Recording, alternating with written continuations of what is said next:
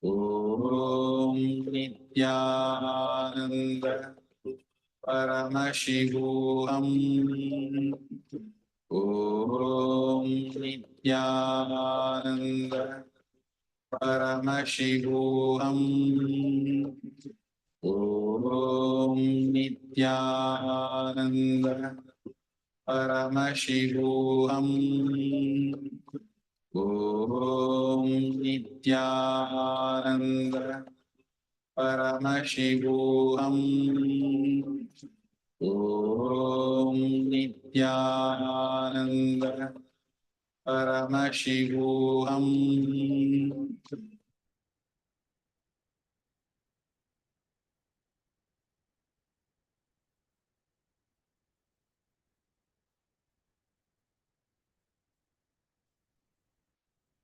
Nithyanandam, everyone. Now, please go ahead and open your eye bands and post whatever your third eye revealed in the chat.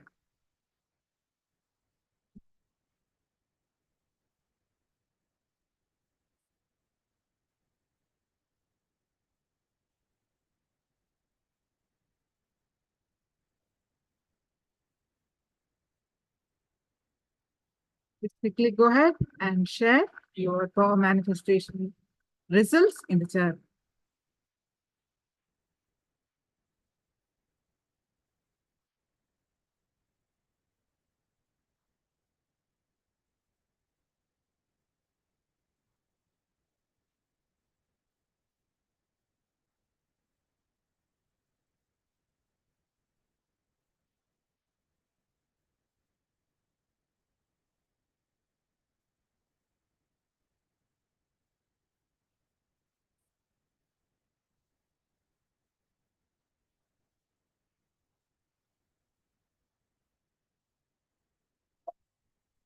And all of you quickly go ahead and share Nian Chen, Chunyu, Ishananda, Liang Wan. Quickly go ahead and share your power manifestation experience in the chat.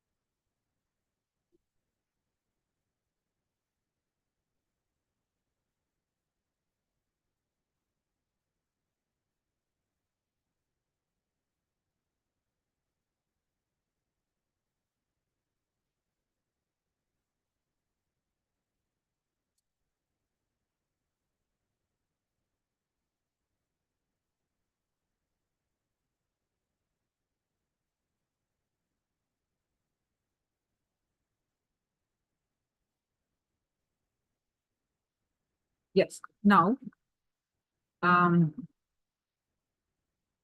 today we are going to learn. See, for those of you not manifested, you can say that yet to manifest. But I request a response so that we can close out without wasting time, move on to the session. Right? Either we manifested or not, yet to manifest. But manifestation is. So you can simply post yet to manifest and move on. All right. So today we are going to continue the next layers of Nithyananda Purana. Yesterday we had a long introduction and we have learned what is Nithyananda Spurana, how Swamiji, the two death experiences, one before enlightenment, after how he witnessed the death process, how painful it was, and after enlightenment, the person how he sailed through to the liberation. And Swamiji designed this program for all of us to get a conscious glimpse, to cleanse what are the 7 layers? Can someone type it, please? What are the 7 layers? Just review before we start our session. So what are the 7 layers? Can anyone remember? And type it, please. Yang one, what are the 7 layers means?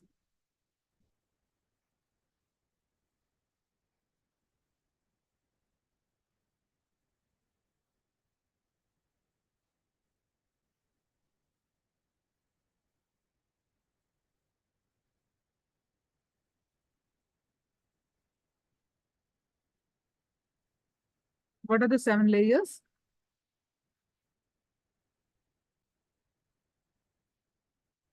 Can someone type it?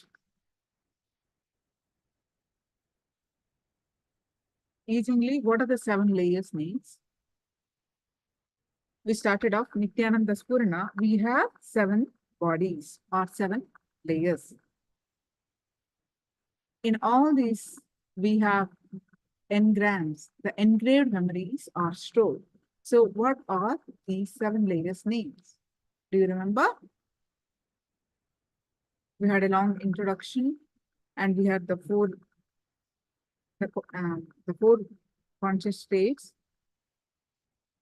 and physical body. We learned about the physical body, we learned about the chronic body, we learned about the mental body, and rest of the bodies we are going to learn today. But what are the meanings of these bodies?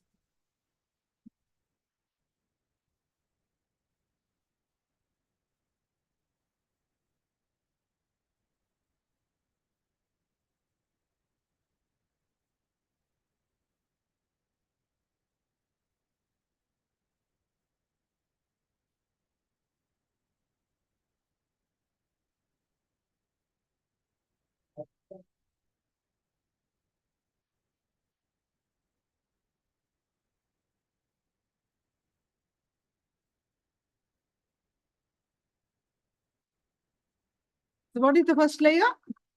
Physical body. Let's start typing. Bang Jungli, do you remember? What is the first layer? First layer is physical body. Second one?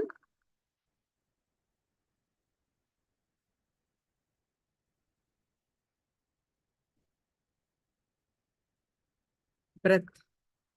Pranic. Physical body is also called Annamaya Kosha.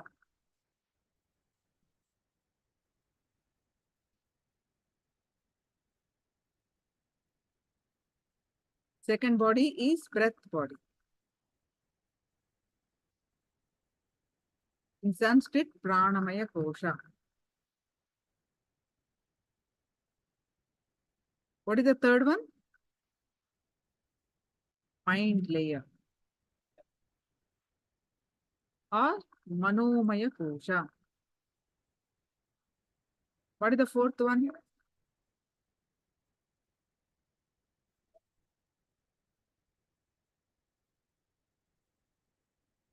Etheric layer. What is the fifth one?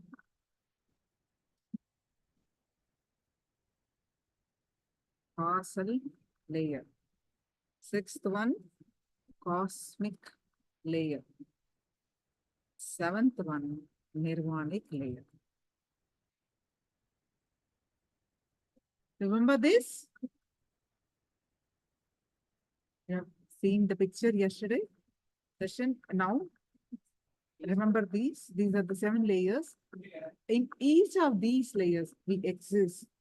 And each of these layers have certain engraved memories associated with it. When we are leaving the body, physical layer is the outermost layer. And we learned that physical layer is, we have fear of death.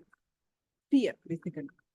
Especially fear of death, we are, the memories of fear is associated in the physical layer. The next pranic layer, the second layer, decides all our desires. The memories of all our desire stored in this layer. The next, third one, mental layer, what we learn is guilt, all the guilt.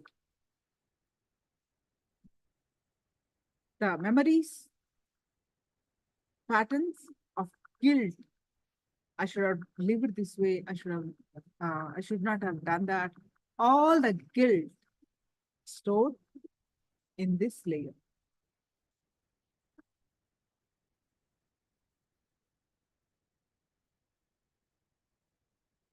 And we are going to learn the next layers, etheric layer and other layers today. And I request all of you to be on camera.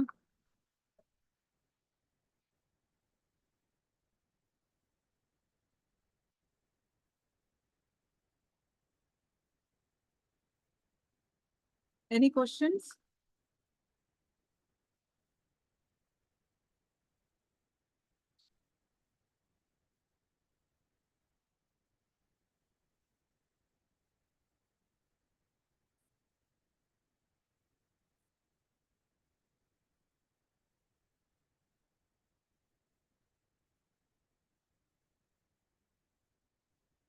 We have done what meditations we have done.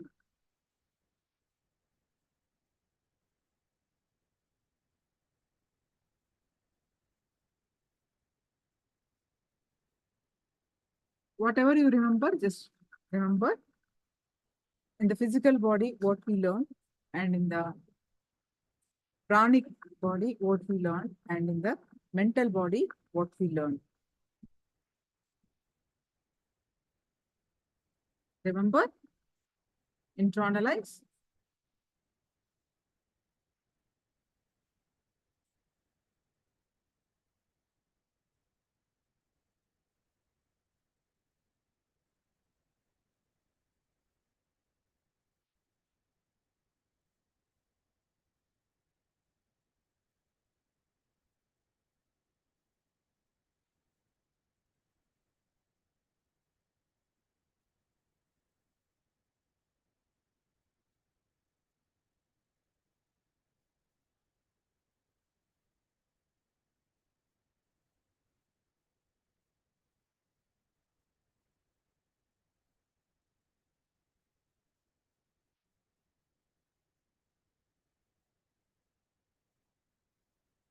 So all of you, please make whatever I have typed.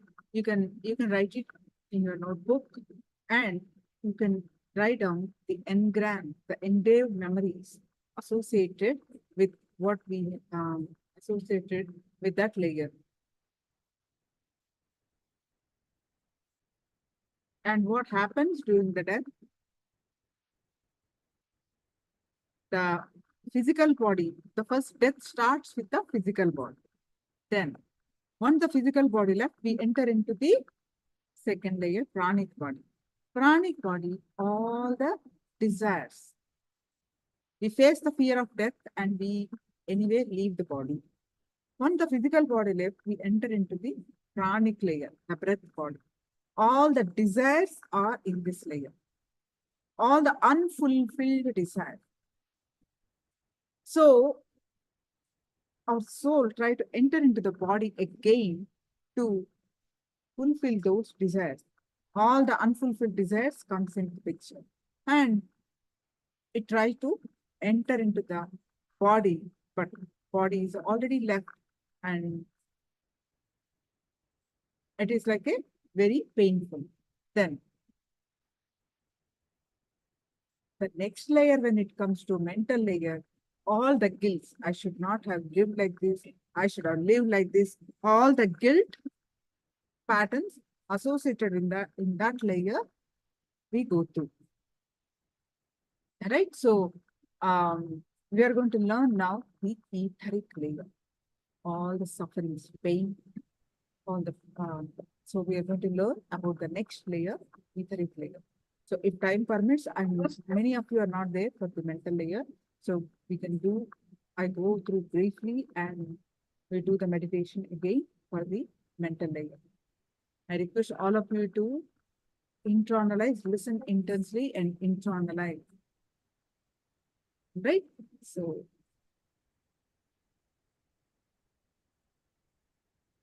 Nithyananda, thank you. Nithyananda, everyone.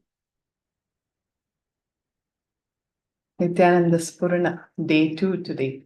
So let's begin with the Sadguru Vandanam. Please sit straight with your head, neck, and spine in a straight line, hands together in Atmanjali Mudra. Om Nithyanandam Paramasukhadam Kevalam Gnanamurtim Dvandvatitam Gagana Sadrusham Tattvamasyadilaksham Ekam Nityam Vimalamachalam Sarvadhi Sakshi Bhutam Bhavatitam Trigunarahitam Sadgurum Tam Namami.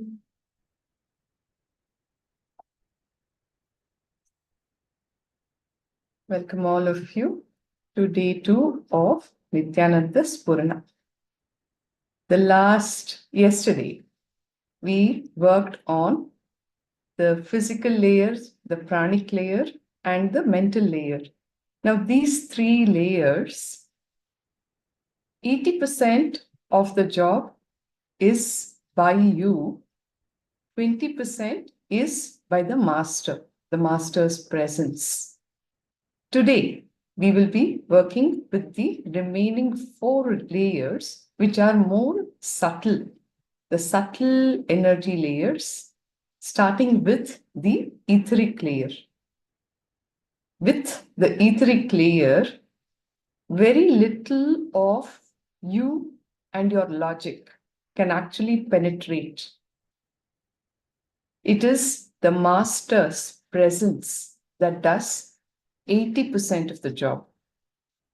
The remaining 20% alone is yours, which would be in terms of identifying, going back to your past and identifying the various samskaras, throwing light on it.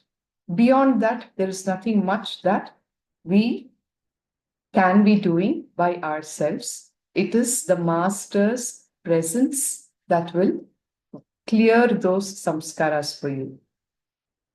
You just need to bring those samskaras, those engraved memories to your awareness, pen it all down in your books in the master's presence for him to heal it. Okay?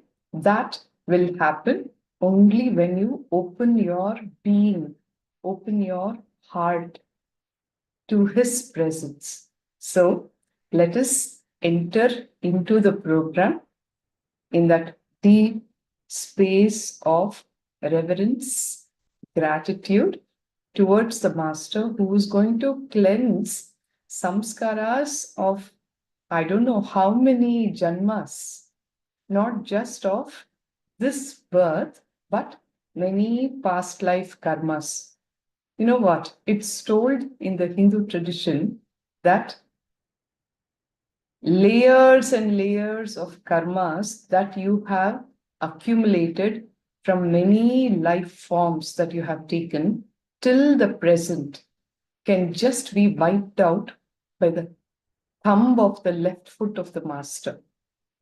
So this is what we are going to embark on. So let us do it in all our sincerity. Whatever is expected from us in the session, let us be sincere with that. Okay? All right. So the etheric layer is the 4th energy layer of the body, in which all the pain samskaras are embedded. Ask any human being, how has your life been?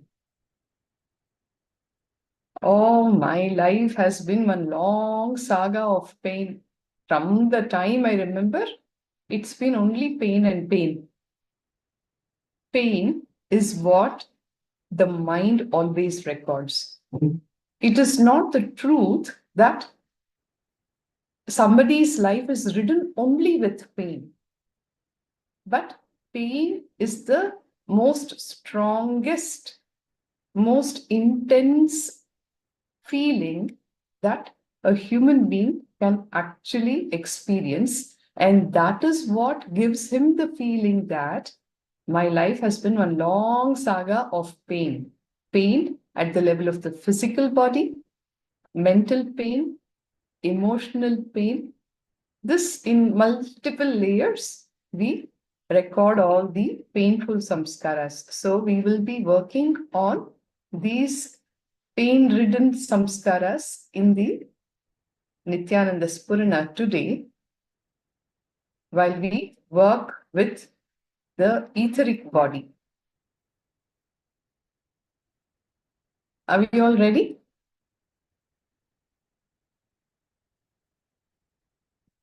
Please settle down in front of the cameras.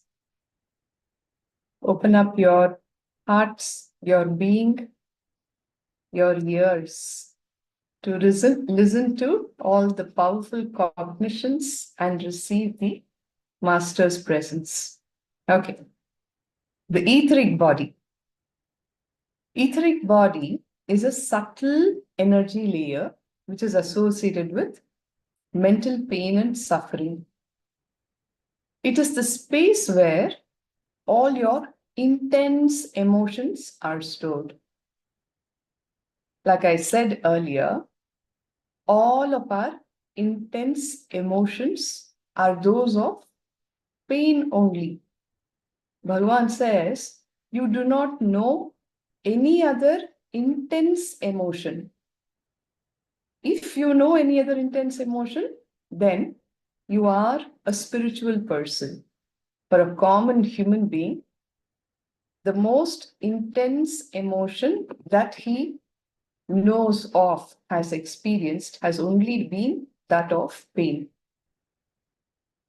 Look into your own life. You will see pain is what gives you such an intense feeling.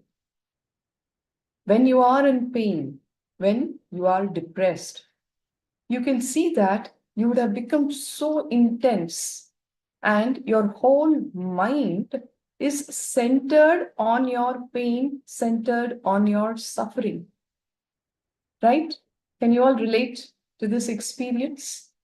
Whenever you are depressed, when you're in pain, you'll feel so solid about your existence.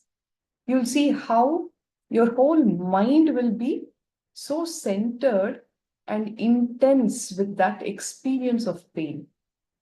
It does not move to anything else. Anything that is happening outside of it, outside of you, when you are in pain, when you are in suffering, is always ignored. You will not deviate from that experience of pain. However, when you're in a blissful mood, have you ever experienced any bliss to the depth that you have experienced pain in your life? I would like to have some answers from the delegates here. Have you ever experienced bliss to the depth to which you have experienced pain and suffering in your life?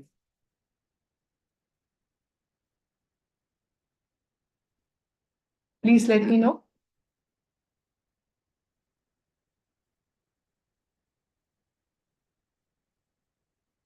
Ishananda, Sukriti, Chunyu,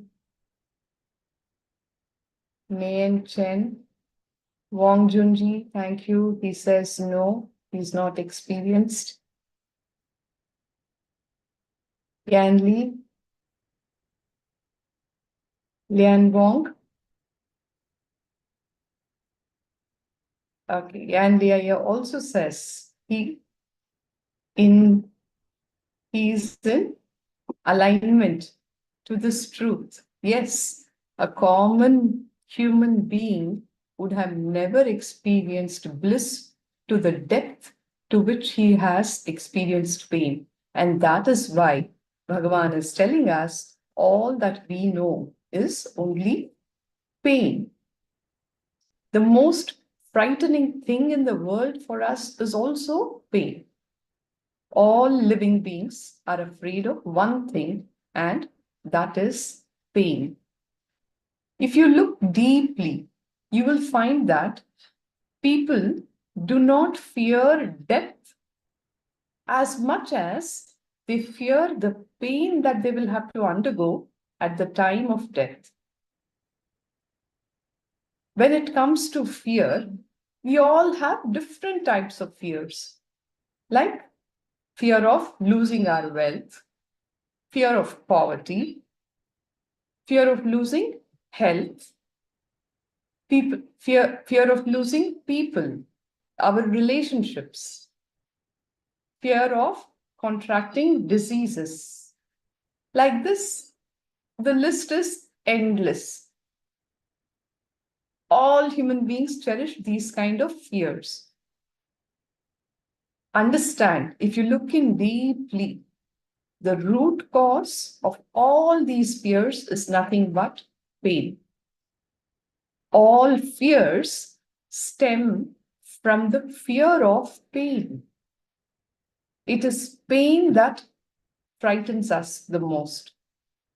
And that is also the reason why people will endure even a major disease which does not cause pain, but they can rarely endure a simple headache. It's okay, even if I have some major illness, I will be okay about it as long as it doesn't cause pain. But I don't want even a simple headache. This is the kind of mentality that people are stuck with. Why do you think you have fear of losing relationships? Because not being able to relate with that person anymore is going to be so painful for you inside. Why do you have fear of losing wealth? When you lose wealth, how much people are going to mock at you? All the bad stuff that they're going to talk about you. It's so painful to hear all of that, isn't it? When people are going to talk all those ill-meaning stuff about you, about the sudden poverty that has taken over you. It's going to be so painful. Similarly, why do you have fear of falling ill? Because you may experience physical pain in some which way. What is pain? At the end of the day, pain is that which is born out of resistance to the present moment. I repeat, pain is that which is born out of resistance to the present moment. It's always born out of resistance. Pain can be physical, mental, or emotional. Physical pain is the least of our worries.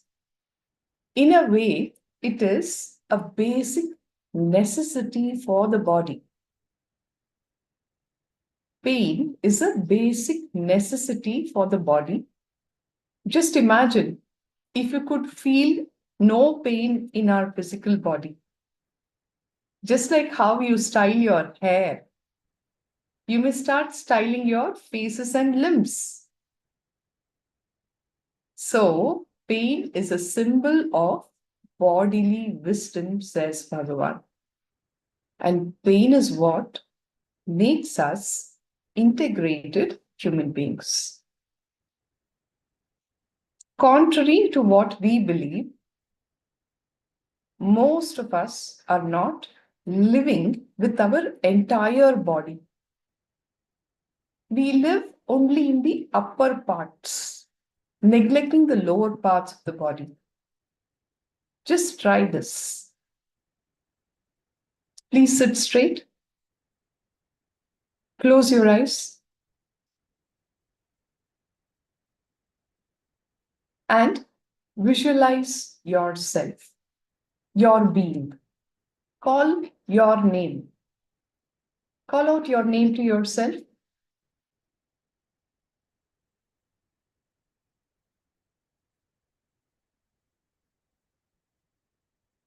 Which part of your body comes to your visualization first? When you think of yourself, when you try and visualize yourself, which part of your body do you visualize first? Please open your eyes, put up your comments on the chat box.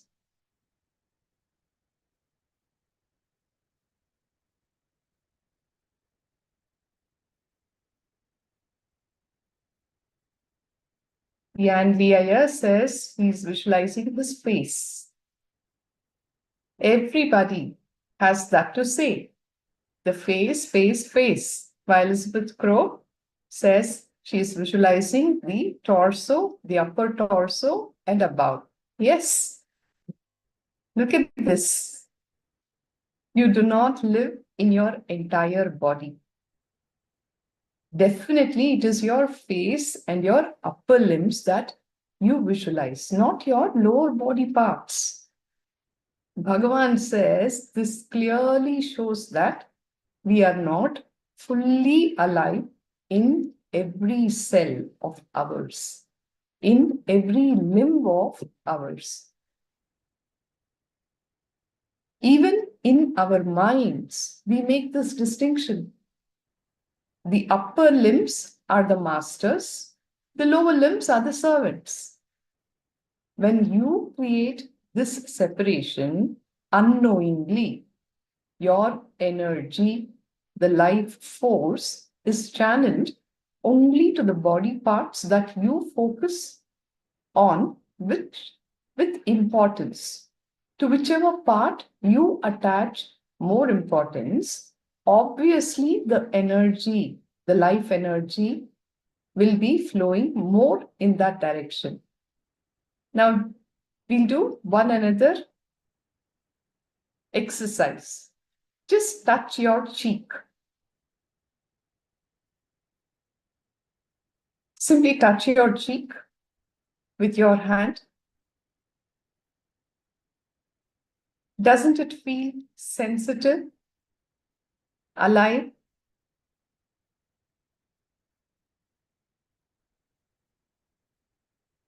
When you touch your cheek with your hand,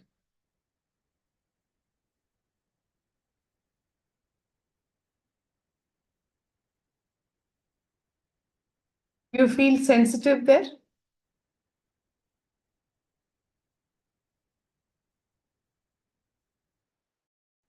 Now, go on and touch your foot. Just touch your foot. Does it feel the same?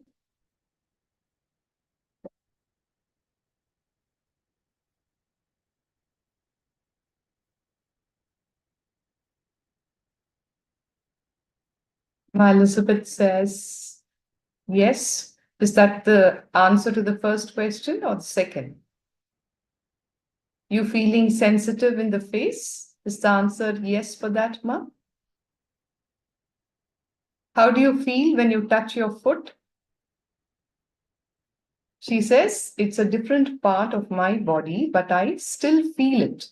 My question is, do you feel as sensitive in your foot as much as you do in your face?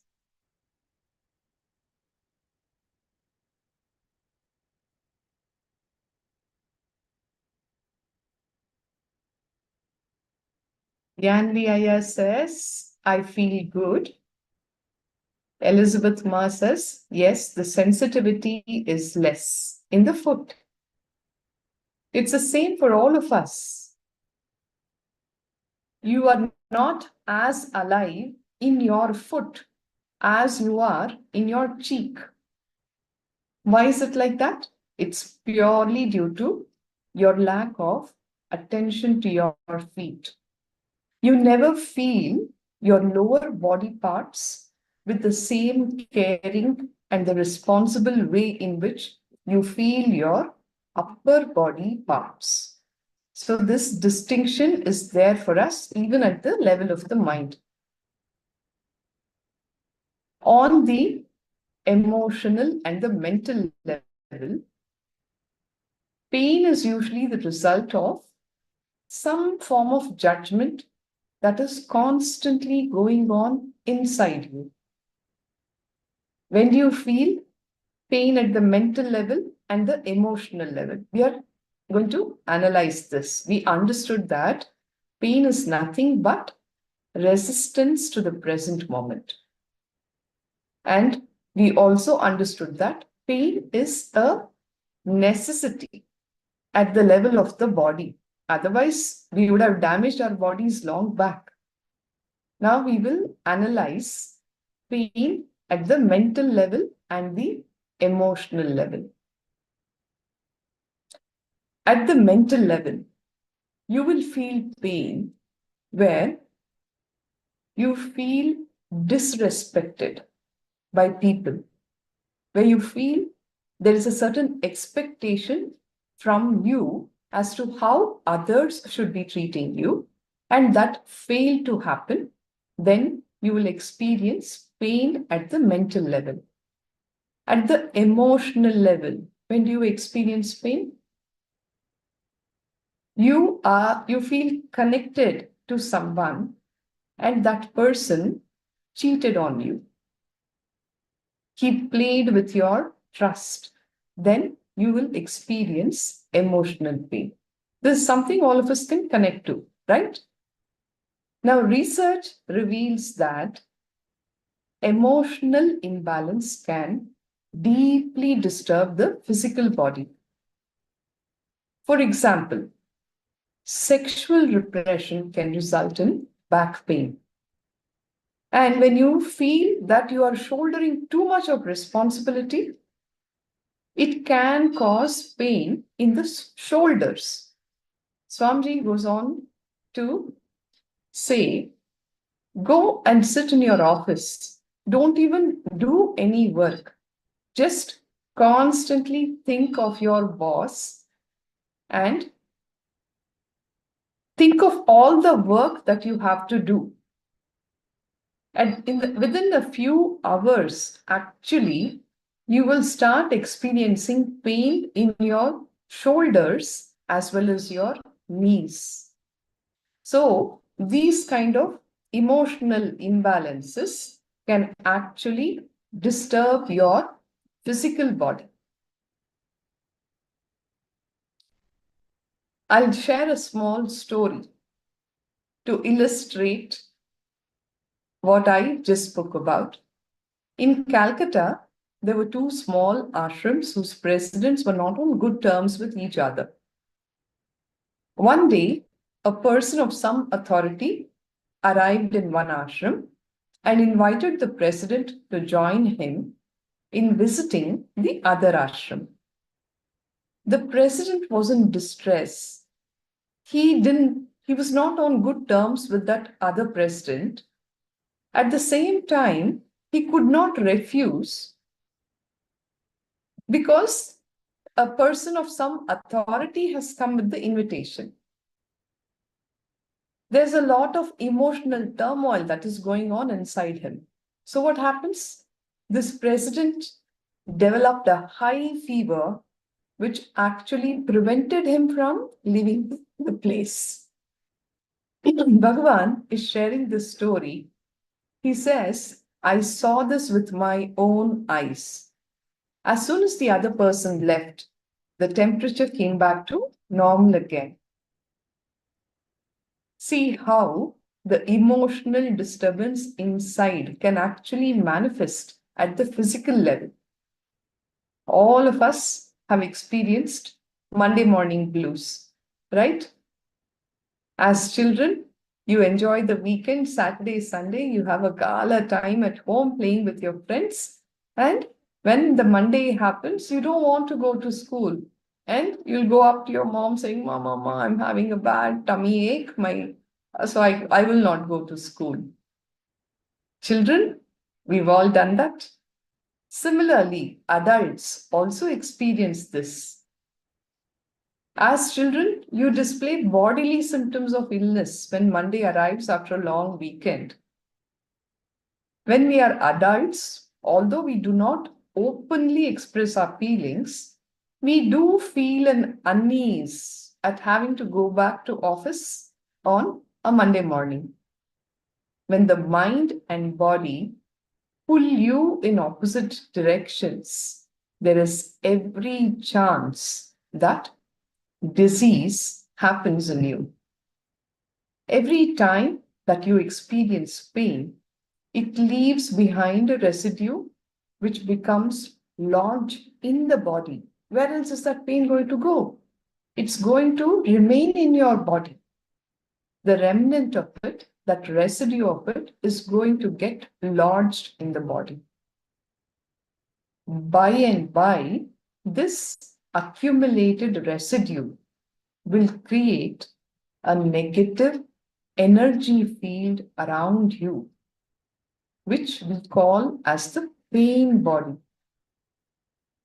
The pain body is what is responsible for and controls most of our pain patterns. Sadly, the children who have gone through abuse, pain in their childhood, even many years later, when they are adults, continue to hold on that huge, heavy pain bodies in them. How many of you have had this experience with when you're interacting with people? You can actually sense their pain body. Even though you might have not met that person, just on the first meeting, it is so heavily there, it is so palpable.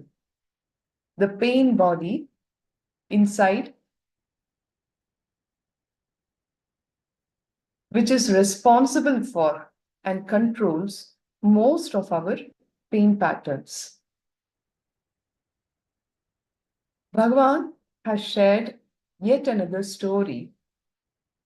A handsome young boy belonging to an Orthodox family was brought to our healing center with a complaint of sudden blindness. His parents were weeping and told me that the boy was in excellent health and had suddenly turned blind 1 week earlier. All medical tests revealed perfect vision, but he could not see. After scanning his energy, I requested that I may spend a few moments alone with the boy. No sooner did he get the opportunity to talk to me in private, the boy poured out his troubles to me. He said that he was deeply in love with a girl but had been forced by his parents to stop seeing her. I immediately figured out the root cause of the problem. I asked the boy to get a photograph of the girl and spend the next 3 days meditating upon it continuously. His parents were taken aback at this unconventional solution, that too from a spiritual master. But you will be amazed, the technique worked wonders. In 3 days, the boy regained his vision perfectly and he was able to see like before. Now, this story goes on to show the power of the mind over the senses. How did this happen?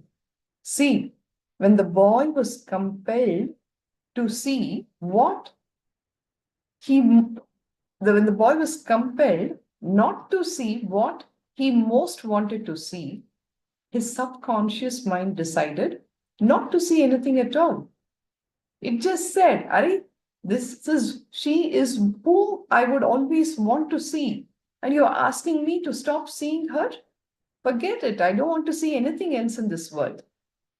Just by the power of his intense thought, he became blind.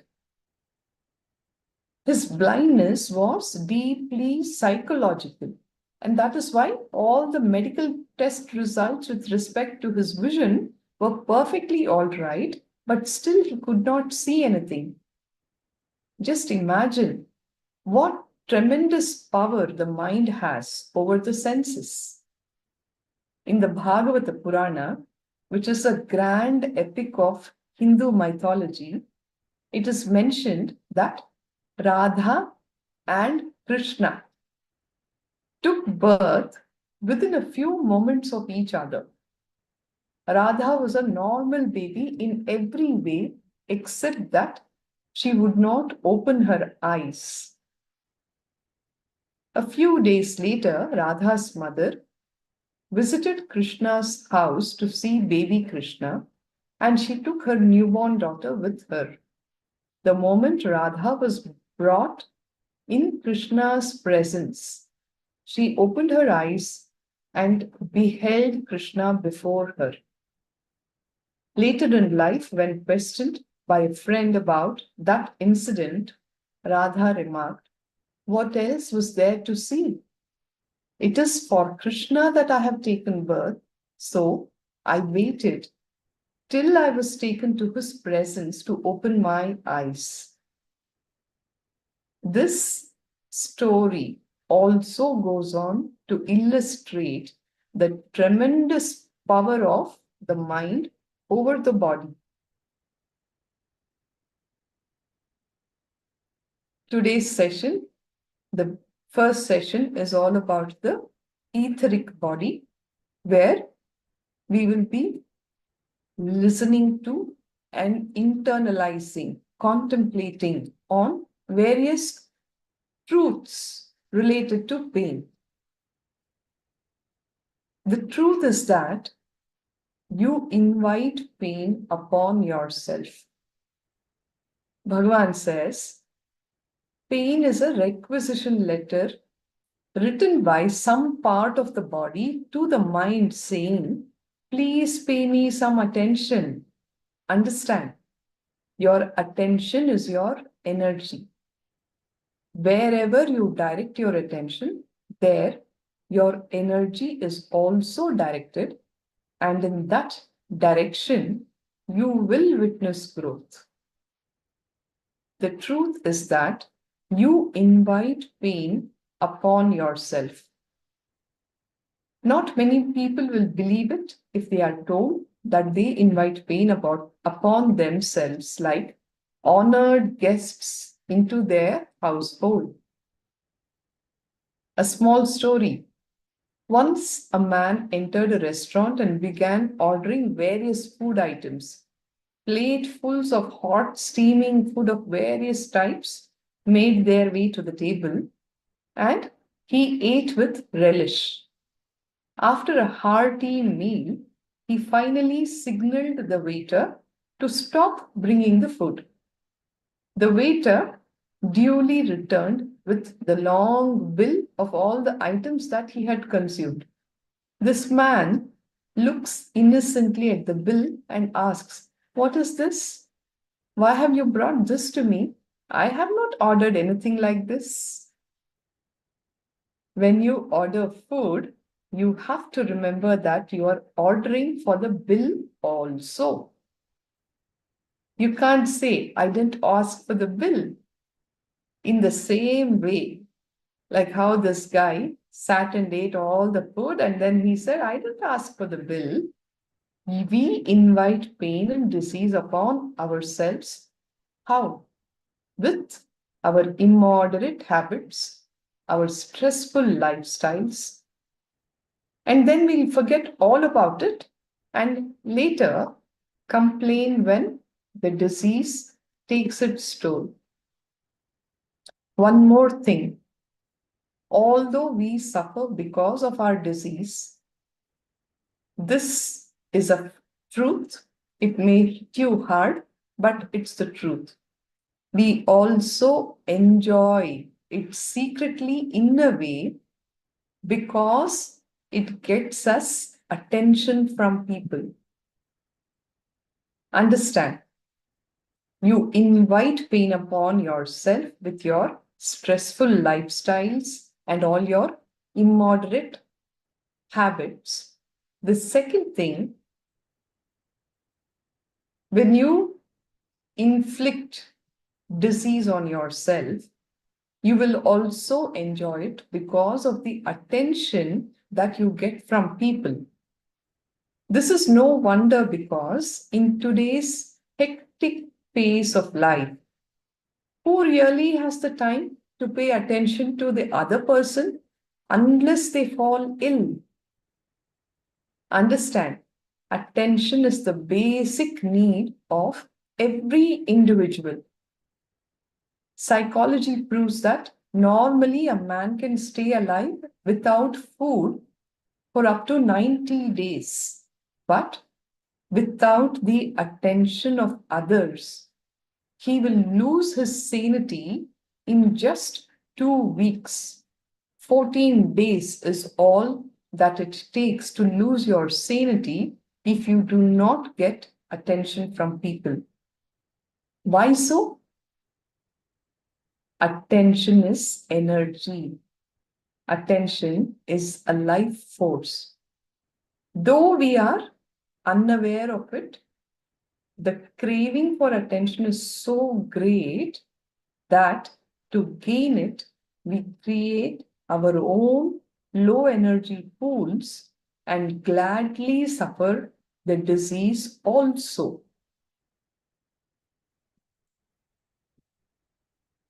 An engineer who was working in a large firm brought the same dish for lunch every day.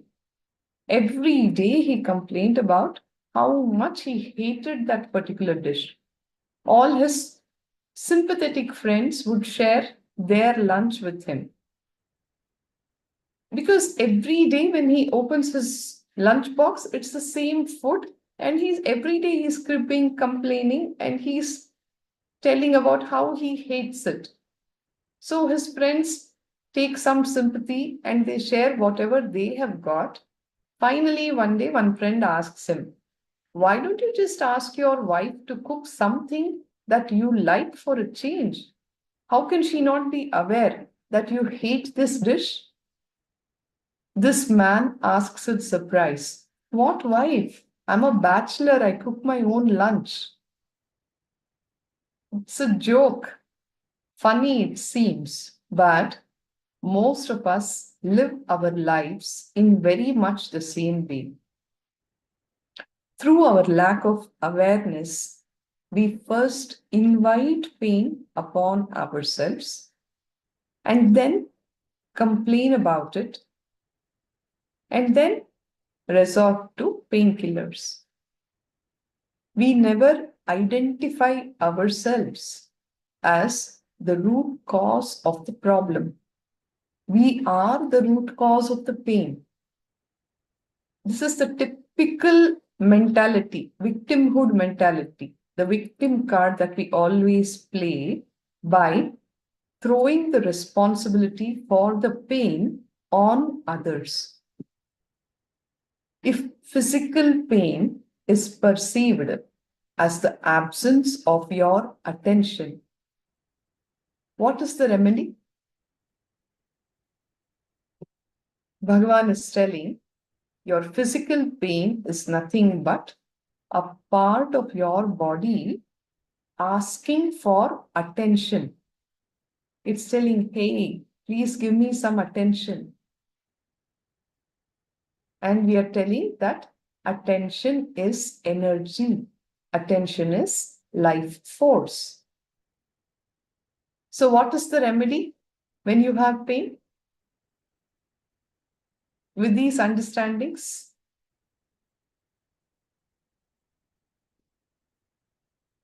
yes, my Elizabeth is right when she says, give it attention. The remedy is your presence. Physical pain is perceived as the absence of your attention, then the remedy must be your presence. Now, there is a beautiful, simple, self-healing meditation technique that channels your presence into the diseased limb. It is definitely a better option than painkillers, whose side effects sometimes prove worse than the original complaint. So, I would want all of you to give your listening, and I'll be sharing this technique which Bhagavan has given. Very, very powerful technique. I have tried it many times, and all the time, whenever I experience any kind of a physical pain, and it always works. Let us say you have a limb pain. Okay? Stop using the word pain, pain, pain. Simply go and lie down in a dark room. Focus only on the part that is causing you pain. Okay?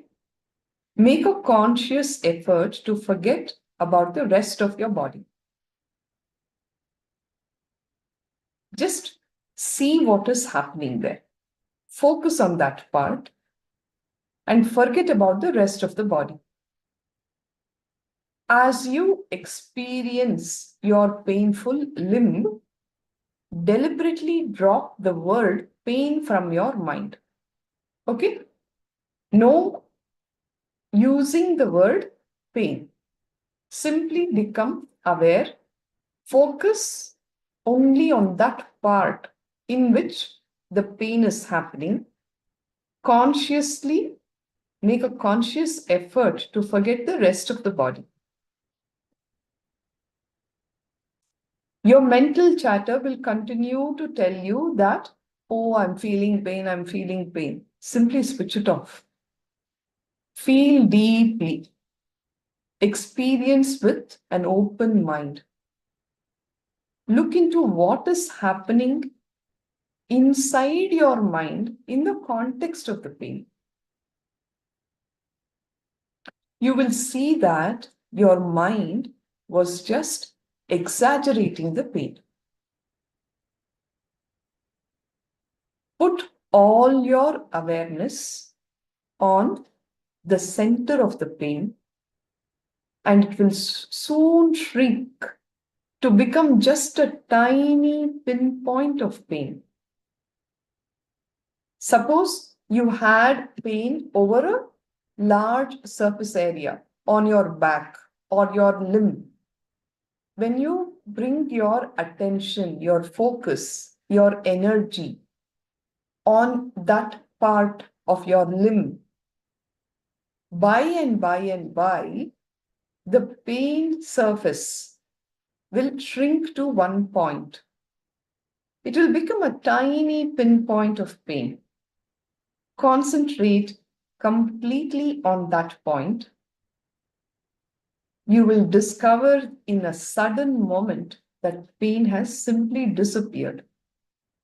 And in its place, there is pleasure, bliss. Please try this technique next time whenever you experience these kind of physical pain in any part of your body, including your headache. Don't say the word, oh, I'm having a headache, I'm having a headache. No, just simply close your eyes, lie down, preferably switch off the lights. Put all your energy, your attention into that region and see what is going on. Don't use the word pain. Gradually, you will see that that area of pain will shrink to one pinpoint, and then it will suddenly disappear. And in its place, there will be pain. In the place of pain, there will be bliss, pleasure. The ultimate truth is that pain and pleasure are two sides of the same coin. Pain is the opposite of pleasure. Pleasure is the opposite of pain. And like all other opposites, one has no existence without the other. There is no darkness without light. There is no light without darkness. It's like that. All opposites have no existence. One doesn't have existence without the other. You cannot enjoy pleasure without suffering, without pain. It is very significant that in the ancient Indian scriptures, the word that is used is the same for both pain and pleasure, simply to imply that they are one and the same. Look in, you will finally come to this conclusion. The ultimate result of both is pain. Even your pleasures will always lead you to pain. The root of pain and pleasure is the same. It is the same sensation with two names. If you have ever received a good massage from a friend or a professional, you will realize that the same massage will seem like a sheer physical violence if you received it from the hands of a stranger. On the other hand, bliss is what arises when you drop the ideas of both pain and pleasure. That is why when you do that meditation, the pain gets converted to pleasure and what remains is bliss. Bliss arises when you drop both the idea of pain and the idea of pleasure. And you have to drop them both together. There is no other way. Bliss is what floods you when both pain and pleasure have ceased to disturb you. Bliss is beyond pain, beyond pleasure. It is a perfect harmony, a complete inner silence, and total peace. If you try to understand the truth of your experience, it will be that pain does not exist at all. Pain has only a negative existence.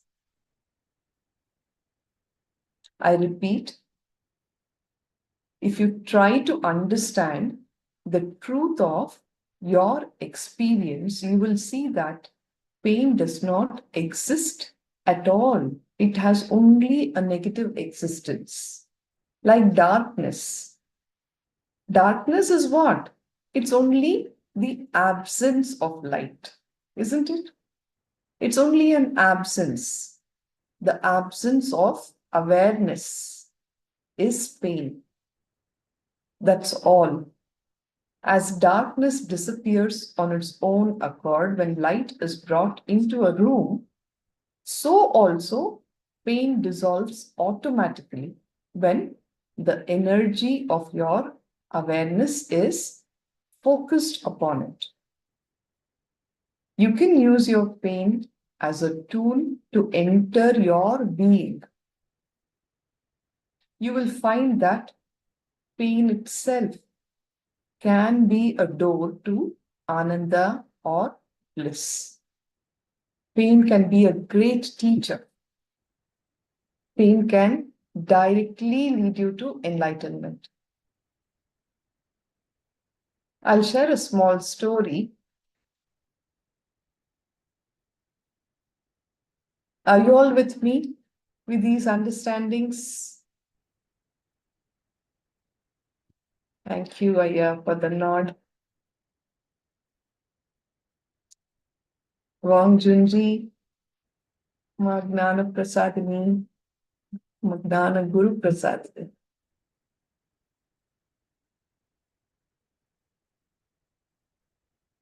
All right. Thank you, Ma. Thank you, Wang Junji.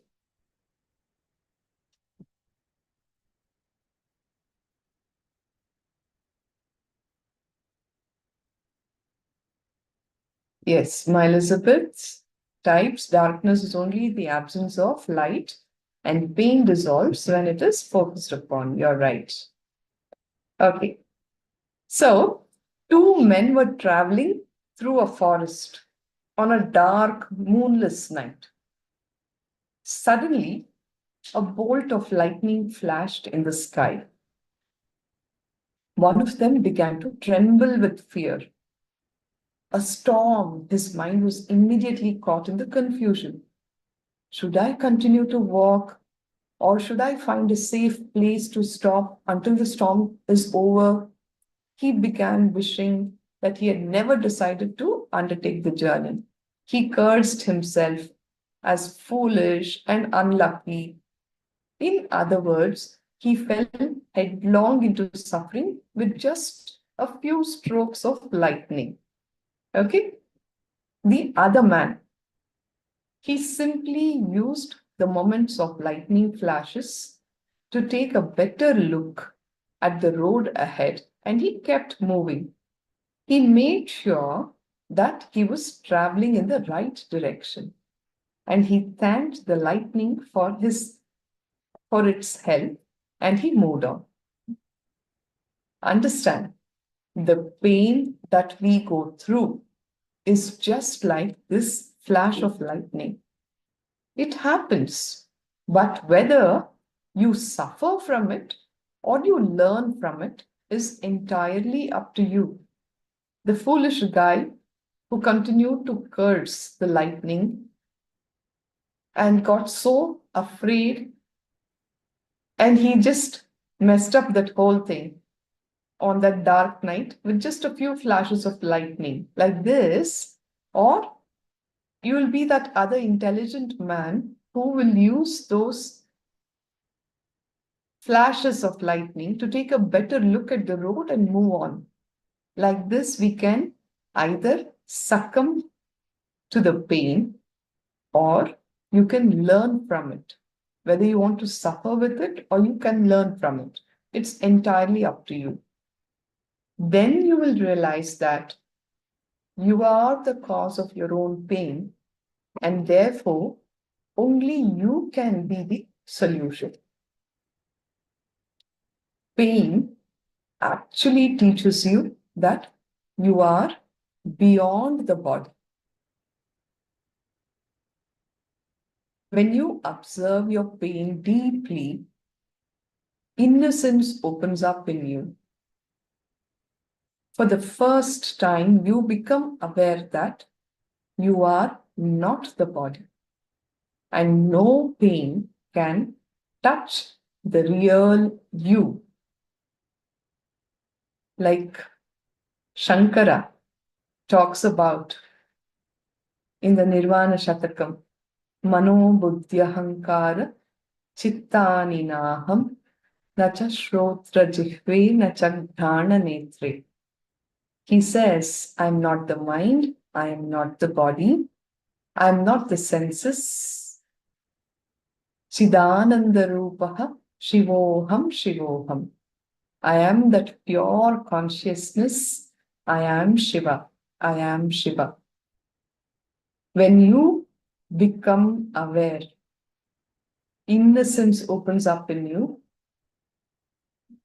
You will realize that you are not just the body, and no pain can actually touch the real you. Only then, once you realize that you are beyond pain, you transcend pain to become the Dukkhatita, one who has gone beyond suffering. Bhagavan has given various beautiful techniques, very practical techniques, to take us all beyond physical pain and suffering. There's one another samyama that he gave all of us in the initial stages when I actually connected with Bhagavan. It's called the Shita Ushna Sukha Dukkha Samyama. When you are in a cold weather or you are in the hot weather, it's extreme summer and the sun is really harsh on you, stop using the words, oh my God, it's so hot, I'm sweating, my skin is burning. Don't do all that. Or contrarily, when it is snowing, the weather is like freezing weather outside, you'll be feel extremely cold in those moments. Stop using those words. Oh God, it's so hot, it's so sweaty, my skin is burning, it's extremely cold. Without using the words, just observe what is it that is happening in my body. Simply observe what is happening in the body during those moments. What exactly is happening on my skin? Just become aware of that happening.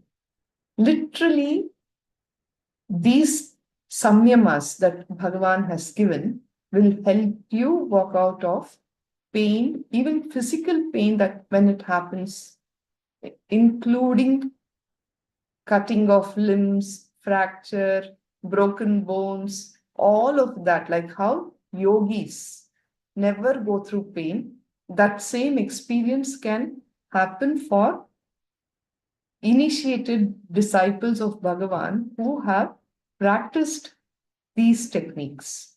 So, understand, when you observe your pain deeply, innocence opens up in you. For the first time, you become aware that you are not the body and no pain can actually touch the real you. And you will go beyond suffering. You will transcend pain and become the dukkhatita.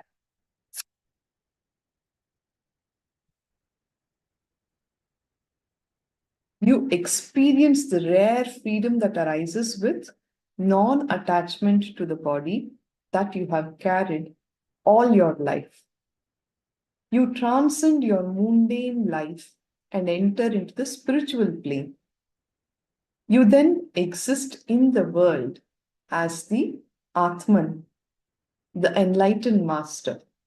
The whole material world disappears and another world arises of incomparable beauty, innocence, joy, and compassion. Bhagavan Krishna has spoken about it in the Bhagavad Gita. He says, he who is ever established in the self takes woe and joy alike, regards the clod of earth, a stone, a piece of gold equal in value, is possessed by wisdom, receives the pleasant and the unpleasant in the same spirit, and views censure and praise alike. All the extremes, pain, pleasure, clay, mud or gold, pleasant, unpleasant, flattery or abusal, everything is one and the same. When you have touched that space with awareness and practice, pain can become the magic portal to enter into eternal bliss, Nithyananda.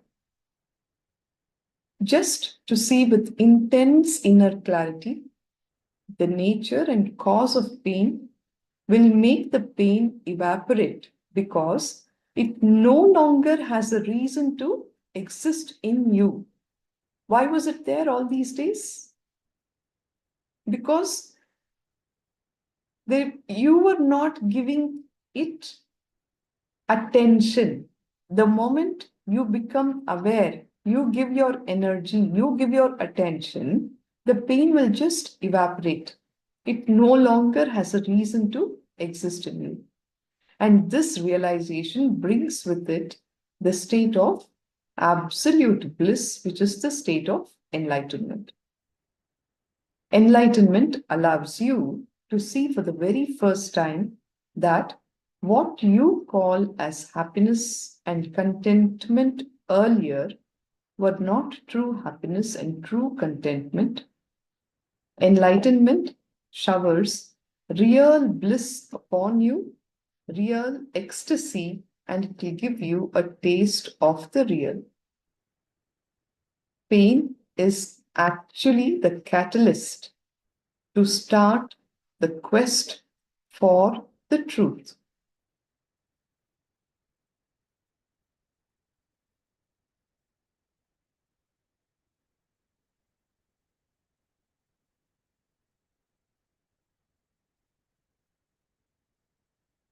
If you look a little deeply inside you, you actually need to be thankful for the pain and suffering that you experience. They are the catalysts that set you upon your quest for the truth and transcendence. Just look at your life. When you were happy about something, did you ever wonder about the meaning of life? Did you look inwards to see who you are? What life is all about? Did you feel the need to deeply know about the ultimate truth? No, it's only when things are going haywire.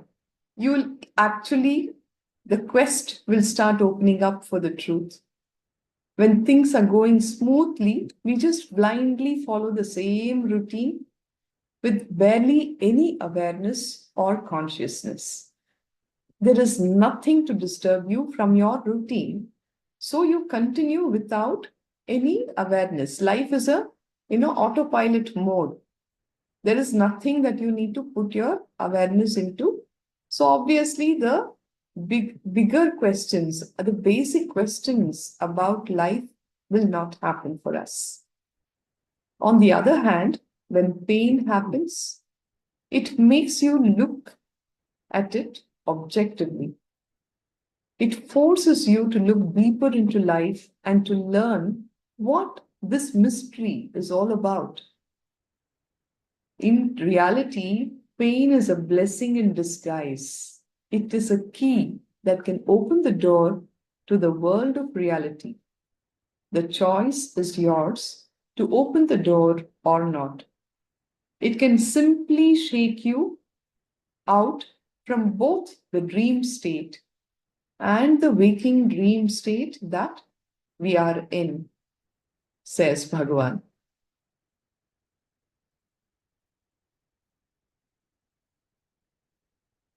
Please to internalize.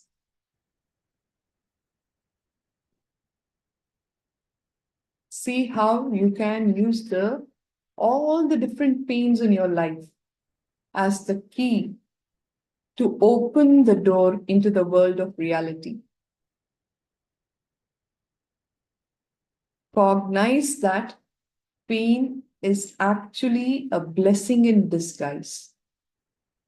It can simply wake you up from your dream state and the waking dream state that you are in. Understand, even if you are awake, you are not completely in touch with reality. You live in a world of your desires and fears, and hence see things in the same light. Pain can be a great teacher which can simply jolt you out of the dream and put you in touch with reality as is.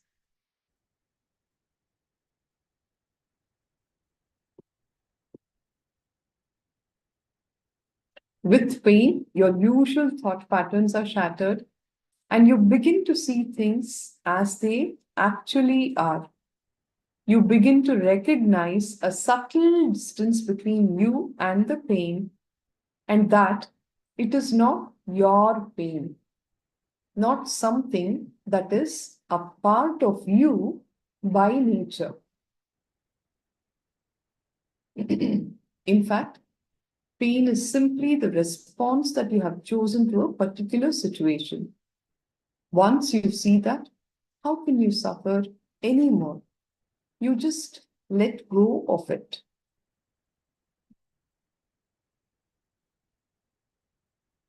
deep truths.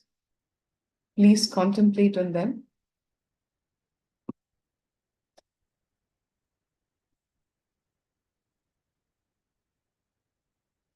When you become aware,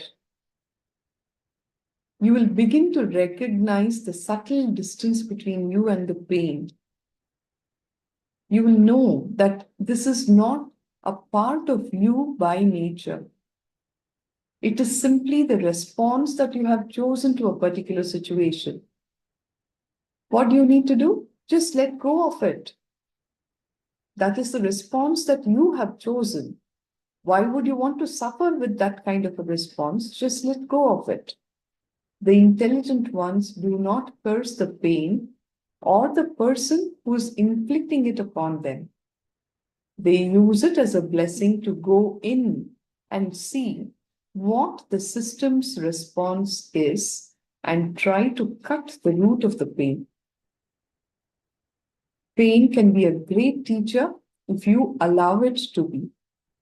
If in one instance you properly research the cause and effect of pain within you, it can turn out to be the biggest turning point in your life.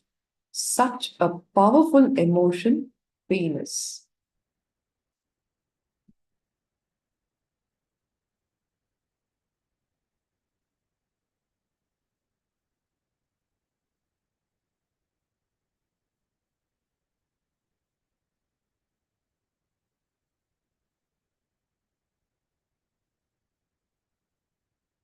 Many people come and ask me, I get angry and hurt easily when someone insults me. How can I avoid this?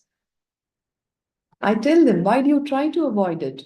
To suppress pain, anger, and humiliation will only cause it to stay in your system in a repressed form. And suppressed emotions can be dangerous. A little anger, a small feeling of hurt can fester over time into a deep, lasting hatred. Bhagavan says, try accepting your emotions without any judgment about it, without judging yourself. Accept your emotions objectively. It is okay. It is okay to feel anger. It is okay to feel the pain. It is okay to go through that humiliation. Do not try to put it under the carpet. You have to go through it. If you're feeling hurt, completely enter into the hurt feeling. Do not avoid it. Do not reject it. Sit by yourself and enter into the feeling of hurt. Don't judge. Neither give yourself sympathy nor direct the hurt against the person who hurt you. Simply watch the emotion as it plays in your system. That's all. It is such a liberating process, actually. Go in and live that hurt. Go in, live those emotions without any judgment. Do not sympathize yourself. At the same time, do not hurt the other person who inflicted the hurt on you. Simply watch the emotion as it plays in your system. If you decide to do this sincerely, accepting your emotions objectively, the process may take a while, maybe a few hours or even a few days, but at the end of it, you will see a transformation that you have never imagined. Understand, emotion is energy, a tremendous energy, and pain is the strongest emotion in you.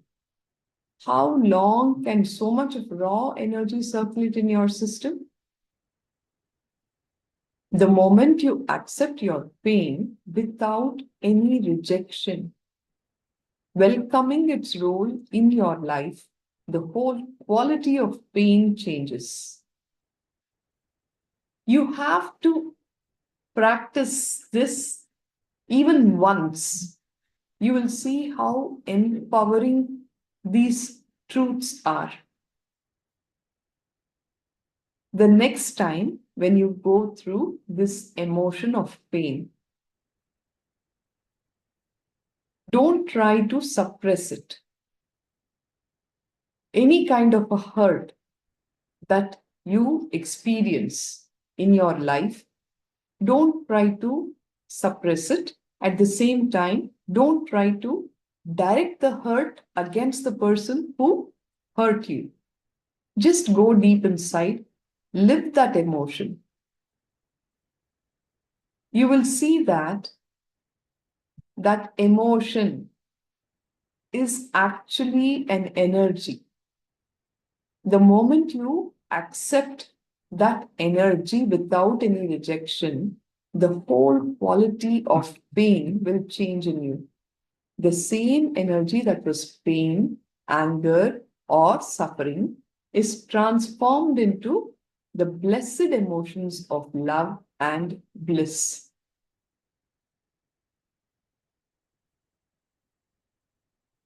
Understand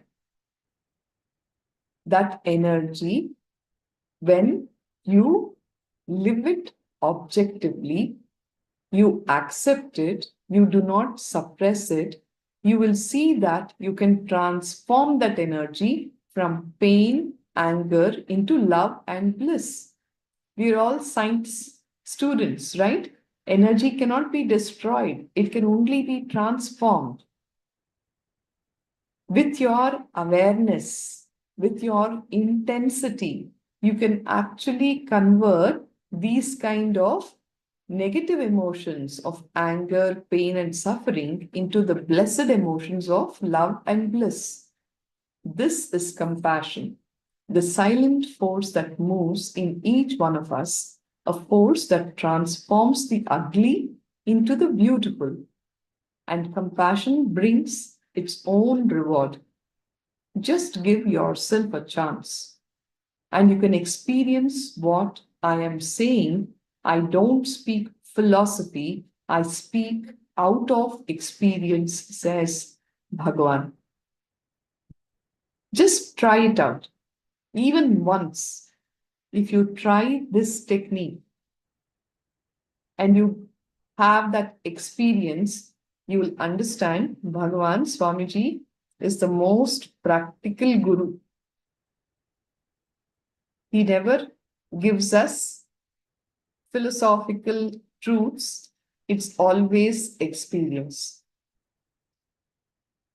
If you look in, you will see love and pain always seem to go hand in hand. In the first place, when you are in love with someone, your beloved, and you say, I am giving you freedom to do what you want, it's a very wrong notion. Understand, love itself implies giving the other total freedom, unconditional freedom. To say that you are giving a certain amount of freedom to the other itself shows that you are holding back a certain amount. Nobody seems to understand that. Oh, I love you. I'm giving you the freedom to do whatever you want. It's a wrong understanding of freedom. When you love someone, it means that you are giving that person the total freedom, unconditional freedom. Are you all able to connect with what I'm sharing?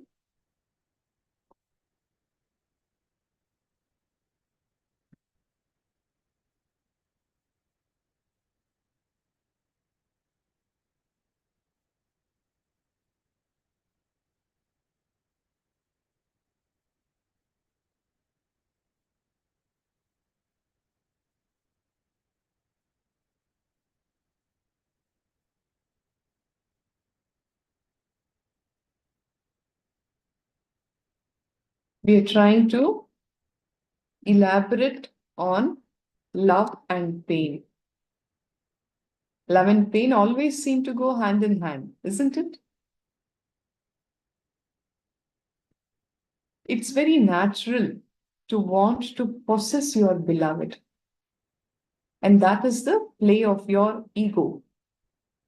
It's actually difficult to imagine that your beloved may need time and space away from you. You try to do the right thing by giving freedom to your lover. But when she actually uses that freedom, you end up feeling exploited. You never expected that she would ever use that freedom to do what she wants to do and be with whom she wants to be with. When you see her giving time and energy to something or somebody other than you, you start feeling possessive and cheated. The reason that love usually brings so much of pain with it is that lovers unknowingly force each other into the golden cage of their own expectations. Each one has their set of expectations and they will try to cage the other, the golden cage. Even then, it's a cage.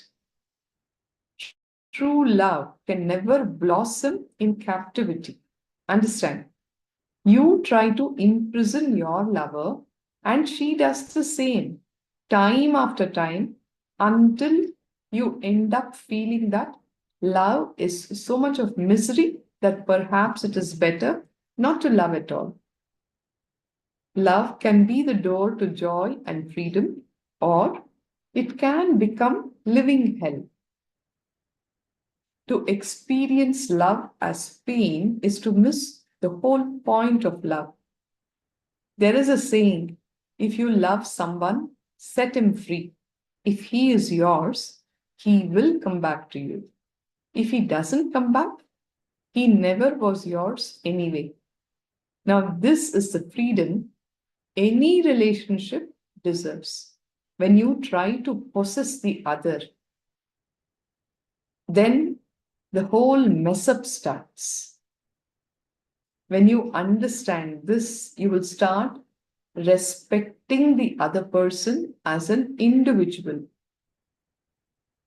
You will not try to possess them as if they are an object.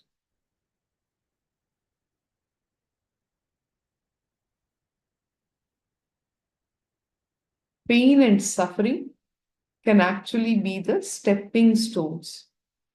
To start with, we need to understand that suffering is not a state of life. Suffering is a state of your mind. It is not an event in your life. Suffering is your response to the event. Whatever happens, unless you permit, it cannot cause suffering to you. Your silent permission from inside is to an external event, to an external happening, is what causes suffering.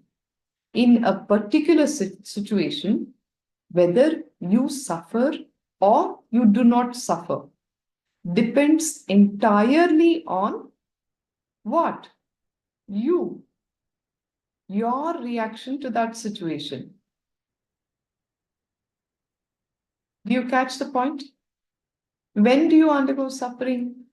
Maybe when you fall ill, or sometimes you may even suffer when your neighbor buys a new car, or when your loved ones leave you, your boss fires you, or you lose some wealth. Isn't it? These are all the usual reasons why you suffer. Instead of suffering, suppose you decided to accept these situations without any anger, without any resentment, just as they are. Will you suffer as much? The boss fired me because the boss fired me. over. This person is no longer a part of my life. That person is no longer a part of my life. A neighbor got a new car. There's nothing inherently painful about it. It's just an event that has happened in his life. Why am I suffering? The problem is that you carry so much of history with your neighbor, so much of jealousy because of that, and therefore you feel the suffering. And you understand? You can choose to respond differently.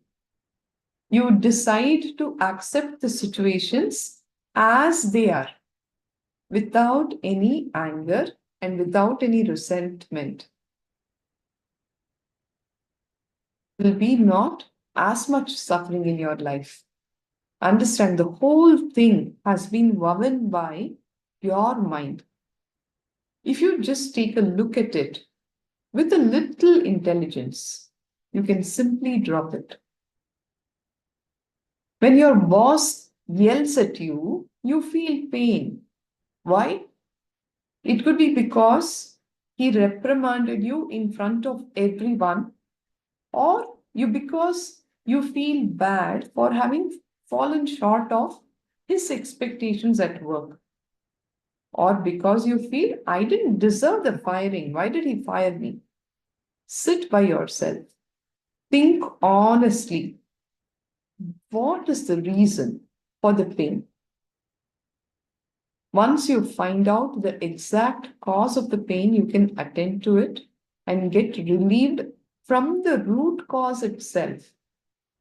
If it is due to him scolding you in front of everybody, then the pain is actually a hurt to your ego. Ask yourself, what is there if everybody was watching? Why have I invested so much in what others think of me? Why am I so silly? Why can't I have my own meter to measure myself and not depend on others for it? Why do I care so much what others think about me? Ask yourself these questions. Try to take back your investment in others' opinions of you. When you work in this zone, you will see that suffering will simply drop.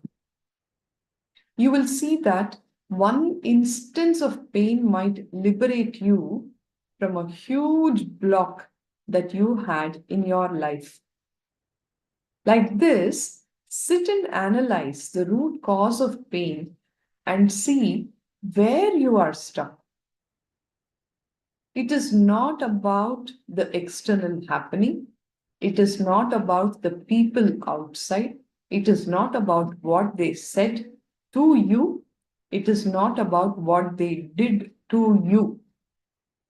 Be very clear. For every pain, you are the problem. Your boss, your neighbor, your wealth, your loved one, none of that is the reason. No one outside can be the reason for your pain, because your pain itself is only your response to an external event based on your own investments. Depending on where you have invested your ego, you will suffer. If you work towards dissolving all those investments, then you are an intelligent person. Try to accept, try to welcome the inevitability of the moment without reaction. Accept the inevitability of the moment without reaction. It is only your negative response to an experience that allows it to hurt you. Remember, No one or nothing can make you suffer without your silent permission. Making a habit of witnessing the experiences without your personal judgment will help your growth. Make it a habit. Witness all the experiences without minus all your personal judgment. Learn to recognize with clarity the cause of your suffering, both the obvious and the subtle. Irrespective of what is happening outside, what is it inside me that is making me go through this pain, go through this suffering? Identify that. Identify where you have invested yourself and dissolve all those investments. The suffering and the pain will automatically drop. An important thing that you should know, one of the most deeply hidden reasons for suffering is that you could be actually enjoying it. Like I said earlier, falling ill becomes a source of pleasure if it fetches you the attention and care that you have been craving. Look deeply at why sometimes it gives you pleasure to inflict pain on yourself or on others. Is there a better channel through which you can receive the same pleasure without the suffering? Yes, become aware. This is the first step.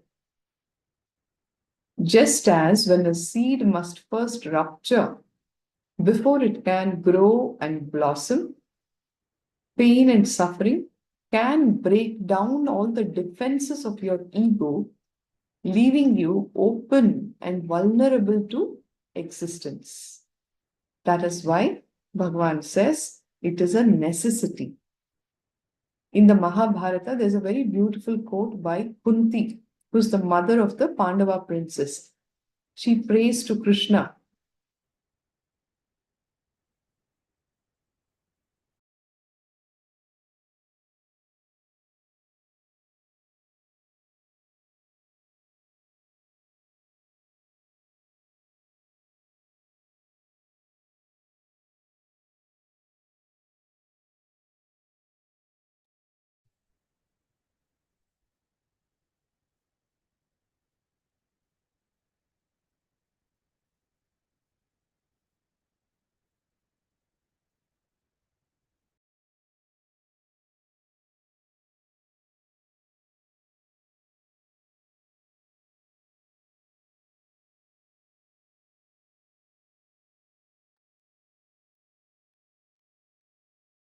Completing for the technical glitch. Kunti, who's the mother of the Pandavas, prays to Krishna and she says, "O Krishna, let pain and suffering come from all sides in my life. They will constantly remind me about you, my Lord." Kunti is asking the Lord to bless her with pain and suffering so that she may constantly remember the Lord, the divine, for relief. In modern days, we do not need to go to this extent, but we can understand the potential of suffering in the context of our own liberation. Suffering has a tremendous potential to integrate and transform us. If you learn your lesson well, suffering can open up your eyes to the unreality of suffering. It can teach you how unnecessary it is to suffer at all. This is what Bhagavan calls as necessary suffering. Once you learn your lessons through necessary suffering, you will handle suffering in a much more mature and a beautiful way. in our lives, we are continuously eaten by pain and suffering. If you have heard the concept of pralaya, you can understand. Pralaya is the total destruction of the earth as recorded in the Hindu scriptures. The real pralaya or destruction that happens in our life is pain. Understand, life itself starts with pain. The pain of birth, the excruciating pain that you have to undergo at the time of taking birth. You come out through the narrow passage to be born. Imagine such a big body coming out.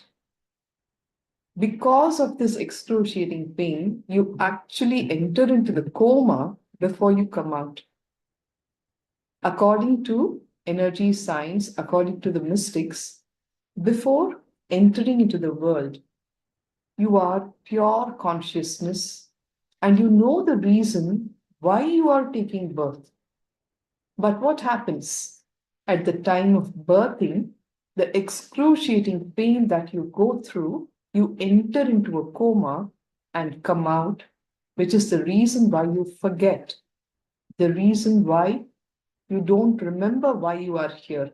You forget your past lives, the past births.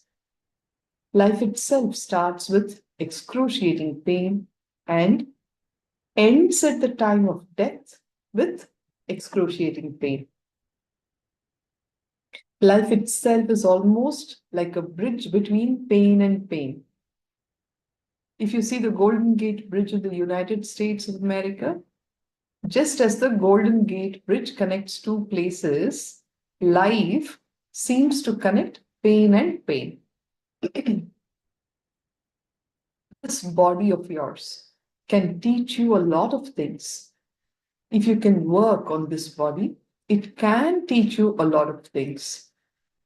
If you can establish a rapport with your body and observe it carefully, you will see that your body is the closest to God that you can get. It is such a natural thing given to you as a gift. Can any one of us here claim ownership for this body in that sense? Did you create your body? It's such a beautiful gift given to you by God. And that is why it is the closest that you can get to God. This body is actually the temple that is hosting your consciousness.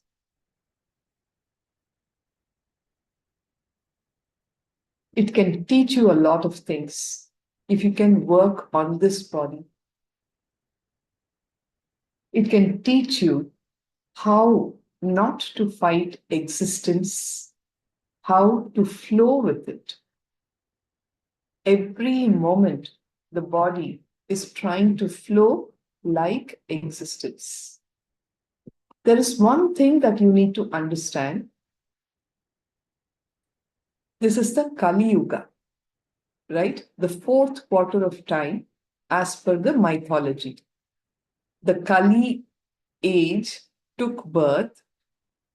It is deemed as the age of darkness. When the Kali Yuga happened, all the sages and rishis were praying to the Lord, "Oh Lord, now the Kali age has entered. The enlightened masters will not be available to the society. Only very few will be there. Then, how can society maintain the equilibrium? How can we save the society? How can humanity be saved? Only with the living master's grace can people learn and live blissfully. Only with the master's guidance can people learn spirituality and live a real life." Now that Kali has entered, how can people be saved? Who will teach them? Who is the master? Then the Lord said, don't worry, I will teach the whole world continuously in the form of pain. Understand, whenever pain happens to you, either physical, psychological, or emotional pain, any pain, if you look at it, if you work on it, you approach it with love and the mood to work on it, you will see that pain is the greatest teacher. It will teach you and transform your life. Have you ever wondered how we could look at pain with such a loving and learning mood? With all of these understandings that we have received so far from the avatar, for the very first time, isn't it? We are being taught to look at pain with such a learning and a loving mood. If you can internalize this one statement, then you have found the solution to all your problems. You can try it as an experiment to start with. The next time you experience pain, try to remember this statement and put it into action. Pain is the teacher of the Kali Yuga, the Kali age. It is here to teach me something. If you put this one statement into action, you will see that it simply transforms your whole outlook. You will stop suffering. You will learn your lessons that will only awaken you, rise you. A small story. There was a big marriage ceremony between two lions. Suddenly, in the center of the stage, a rat came up and it started dancing.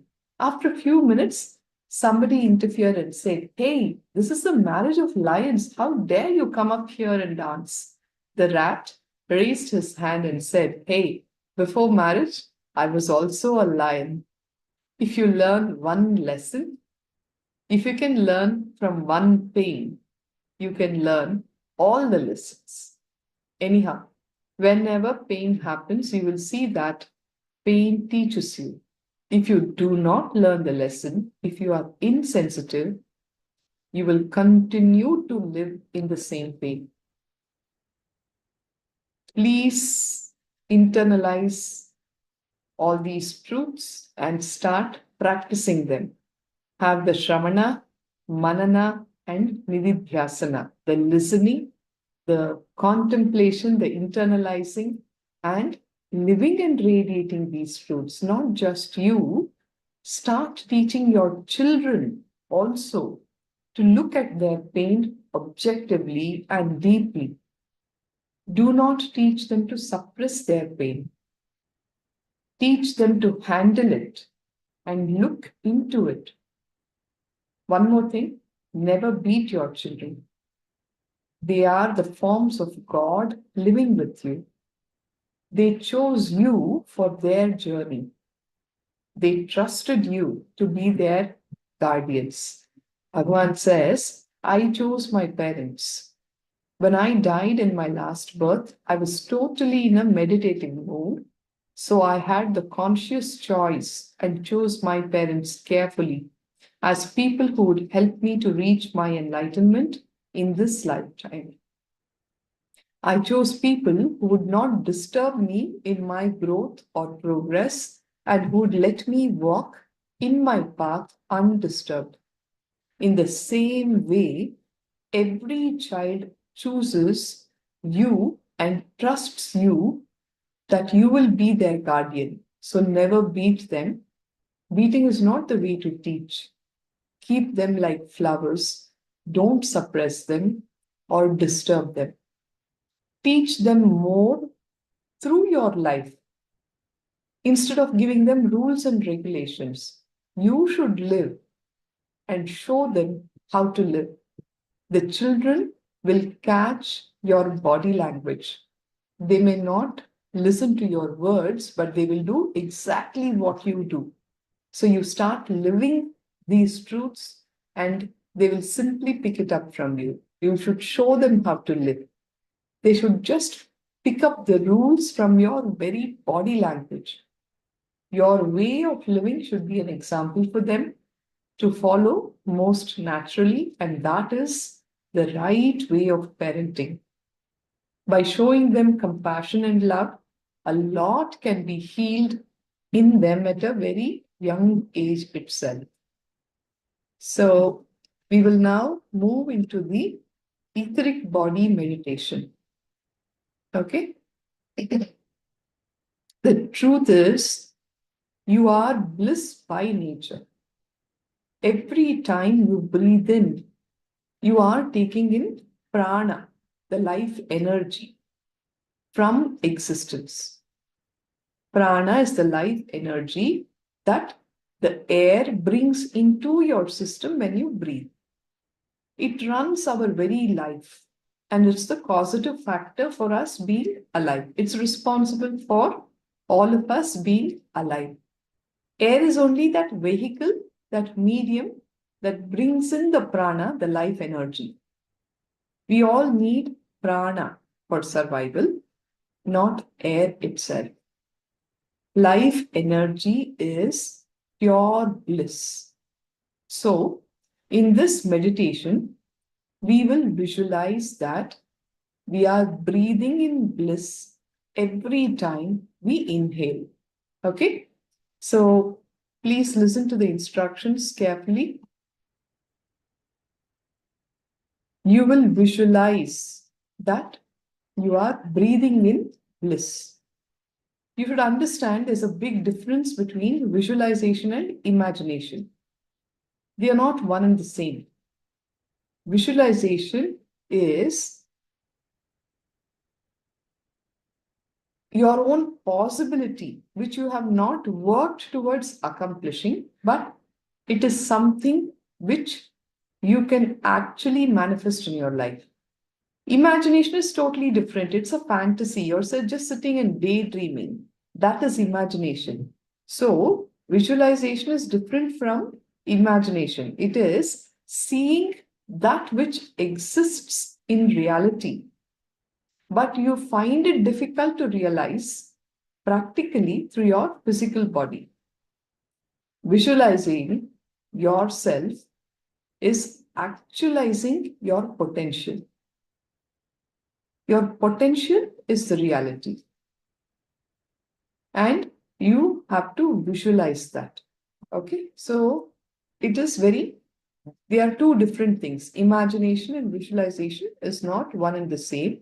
Visualization is your highest potential, which actually exists as reality, and you can work towards manifesting it. All right. So, as of now, you have not experienced bliss as your very nature, but bliss is your nature. So you have to visualize that. There are enlightened beings, the masters, who have over the ages declared that you are bliss.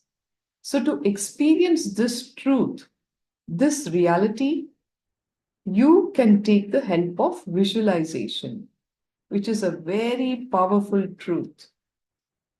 More often than not, we underestimate visualization, but it is an extremely powerful truth.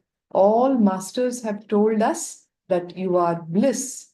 It may not be your experience at the moment, but that is your reality.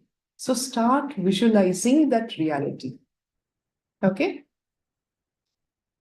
As of now, we don't realize the truth of our very nature. We are unconsciously contributing to the collective negativity by breathing out our negative emotions, the suffering into the world. Now, we are going to break this negative cycle and reverse it. So please get ready for the meditation. All of you, please settle down.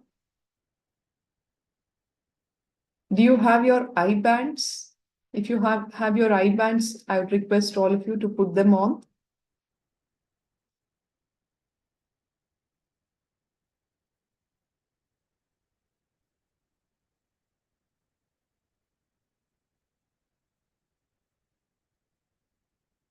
Thank you, Ma. Gnana Guru Prasadini. She has her eye bands on. Ma Elizabeth Crow, Sukruti.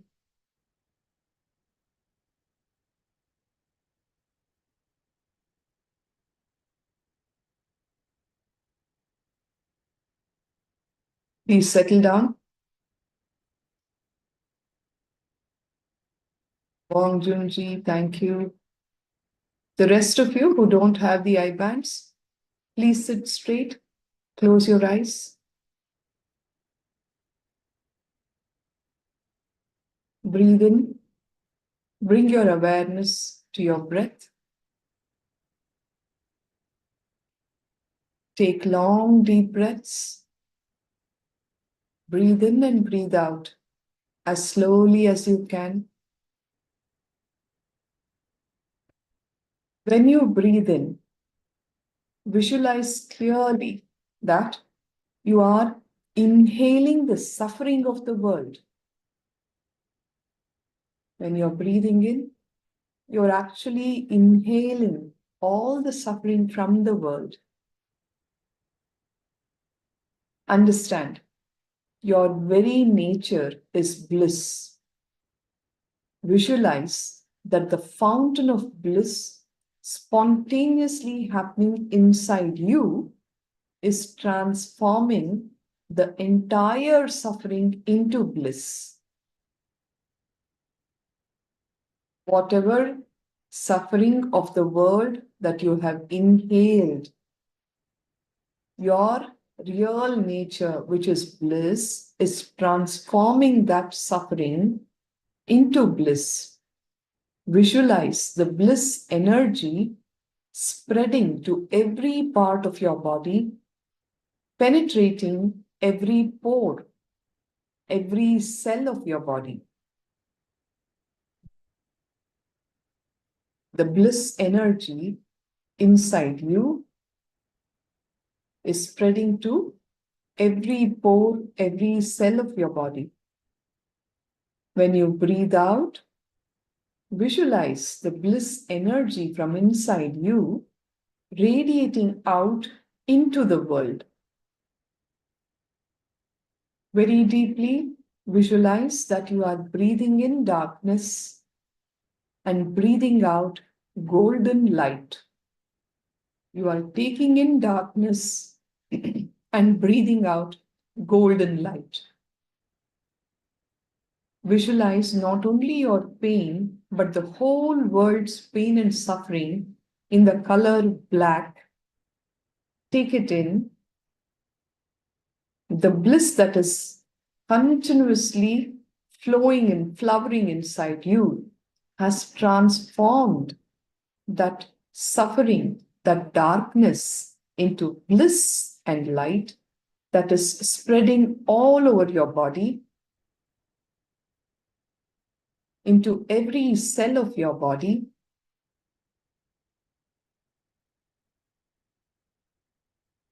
And when you breathe out, you're breathing out that same bliss, the golden light out into this world. Feel that you are breathing out golden light, the bliss, the joy, the ecstasy. Put your whole consciousness and awareness into this and visualize. Please continue to breathe in and out.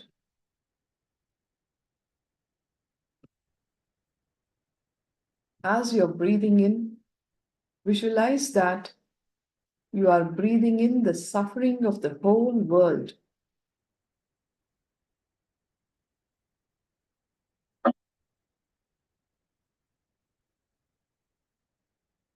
When you breathe out, exhale the golden light.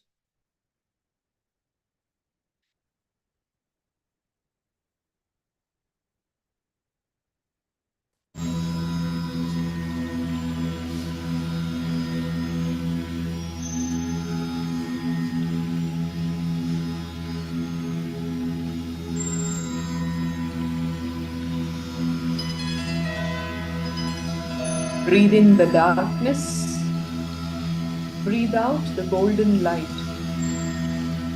Take in all the suffering and pain of the world. Transform it into the bliss that spreads into every nook and corner of your body, every cell of your body. And breathe out the same bliss, joy, and ecstasy.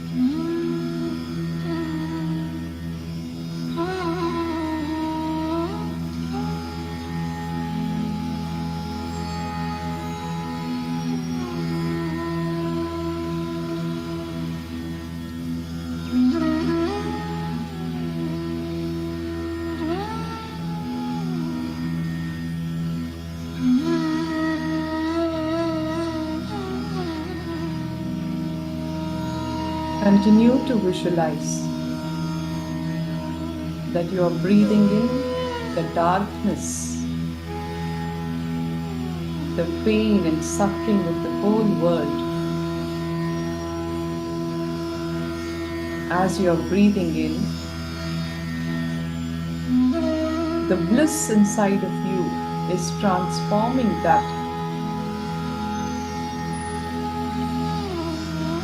pain and suffering into bliss that penetrates every pore of your body. When you breathe out, you're breathing out that same golden light out into the world. Consciousness and awareness into this visualization.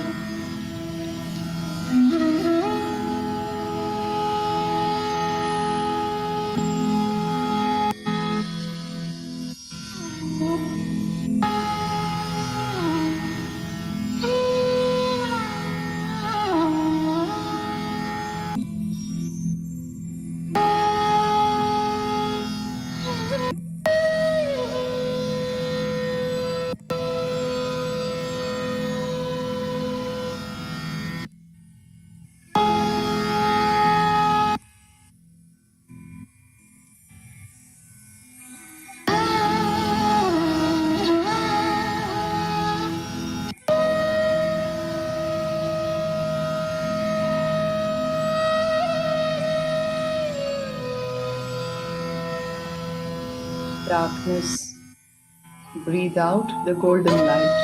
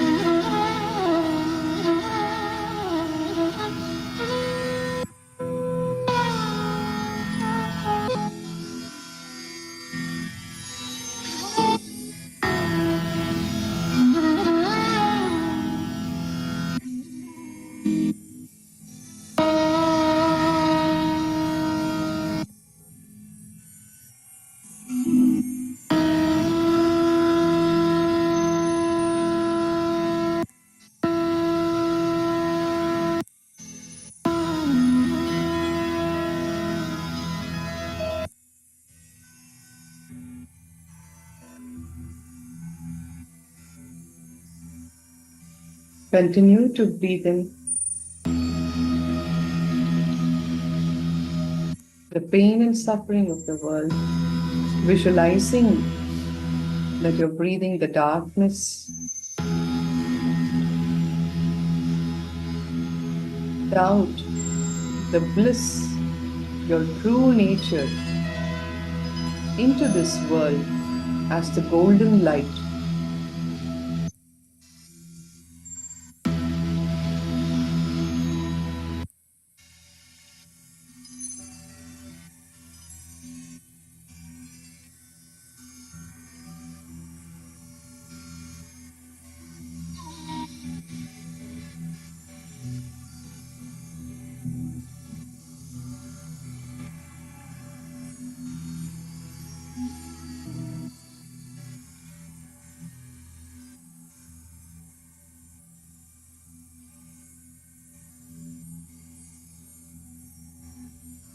Please relax.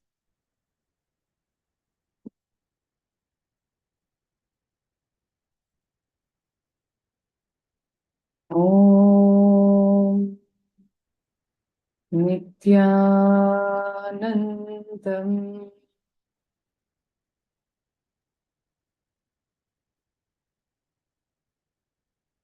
Relax.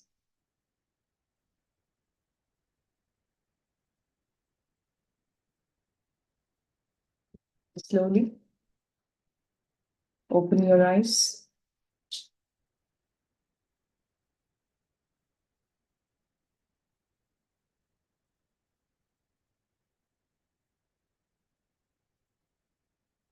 Continue to be in that same blissful space as we offer our gratitude to Bhagavan. As I conclude with the Purna mantra, Om Purnamada Purnamidam Purnat Purnamudachyate Purnasya Purnamadaya Purnameva Vashishyate. Om Shanti Shanti Shanti Harihi Om Tat Sat Sarvam Bhagavat Shri Nithyananda Paramashivoham Om Nithyanandam. Thank you. Continue to be the session. Our next Acharya will be guiding you into deeper understandings. Thank you all. Nithyananda. Nithyananda, everyone. Let's start our sessions with the power manifestation. Please go ahead and post your powerful cognitions from Living Enlightenment book.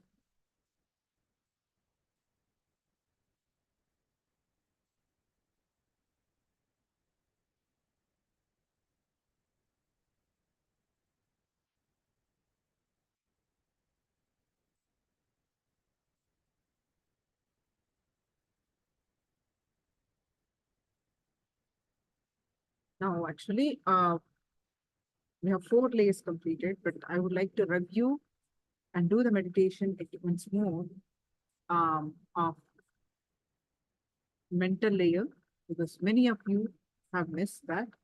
So we'll start off with the mental layer and then we move on to the other layers. So the powerful cognitions. After enlightenment, the constant fear or guilt or desire or something that constantly irritates is not there. Wonderful. So you crossed all these mental layer, etheric layer, and moved on to the cosmic and nirvanic layer. So it is related to the subject that we are learning. You see that, Elizabeth? No? The Nithyananda Spurana. Right? So the fear is from physical layer. You see that powerful cognition? After enlightenment, the constant fear or guilt or desire or something that constantly irritates is not there. Fear comes from physical layer, desire from pranic layer, the second layer, and guilt from the mental layer. So when you cross this, when you are living in the body, when you cross this, you achieve enlightenment. Otherwise, when you are going through the death process, you'll be suffering with this pull and push. All right. So you'll be learning more on once more actually uh, on the guilt. Yesterday was the last session of this mental layer, but I don't see many of you are not here, and that is very important. So I'm going to redo that again briefly, and we'll do the meditation. So let's start.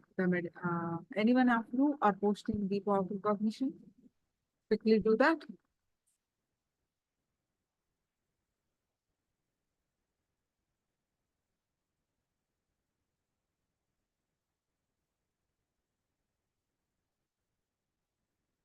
We're going to do the Dura Drishti, distant vision.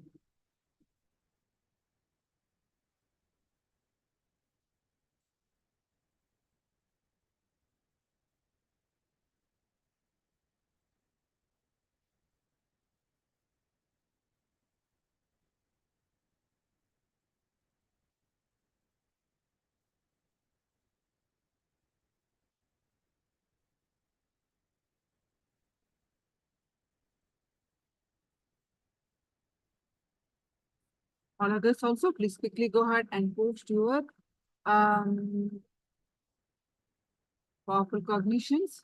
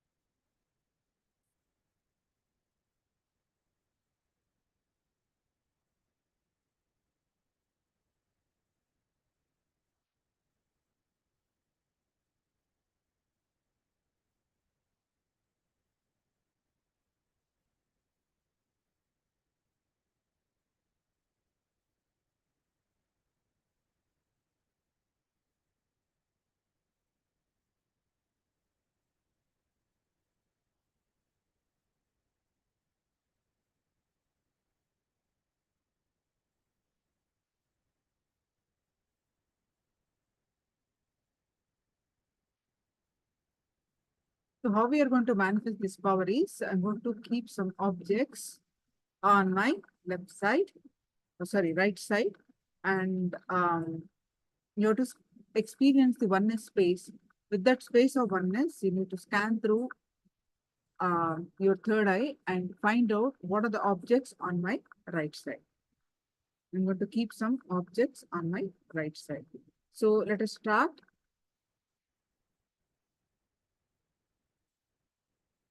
Let us start experiencing the oneness space. So please sit straight with your head neck back straight line.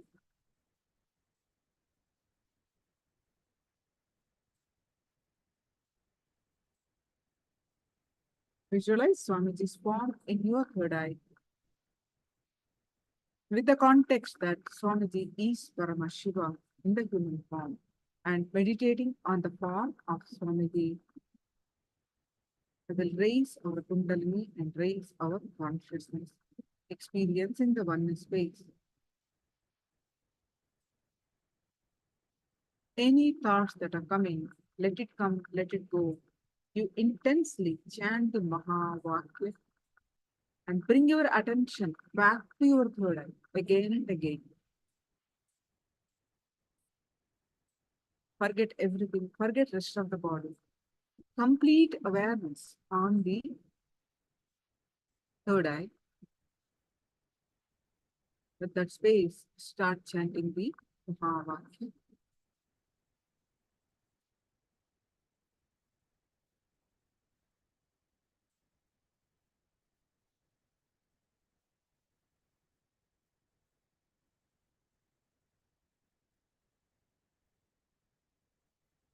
Experience the space of oneness.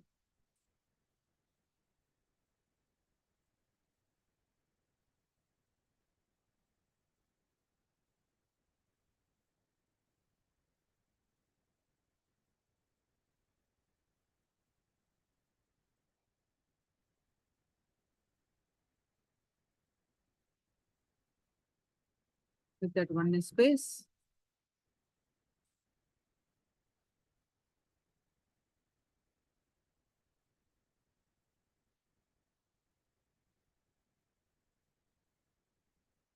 scan through your third eye and find out what are the 5 objects on my right side.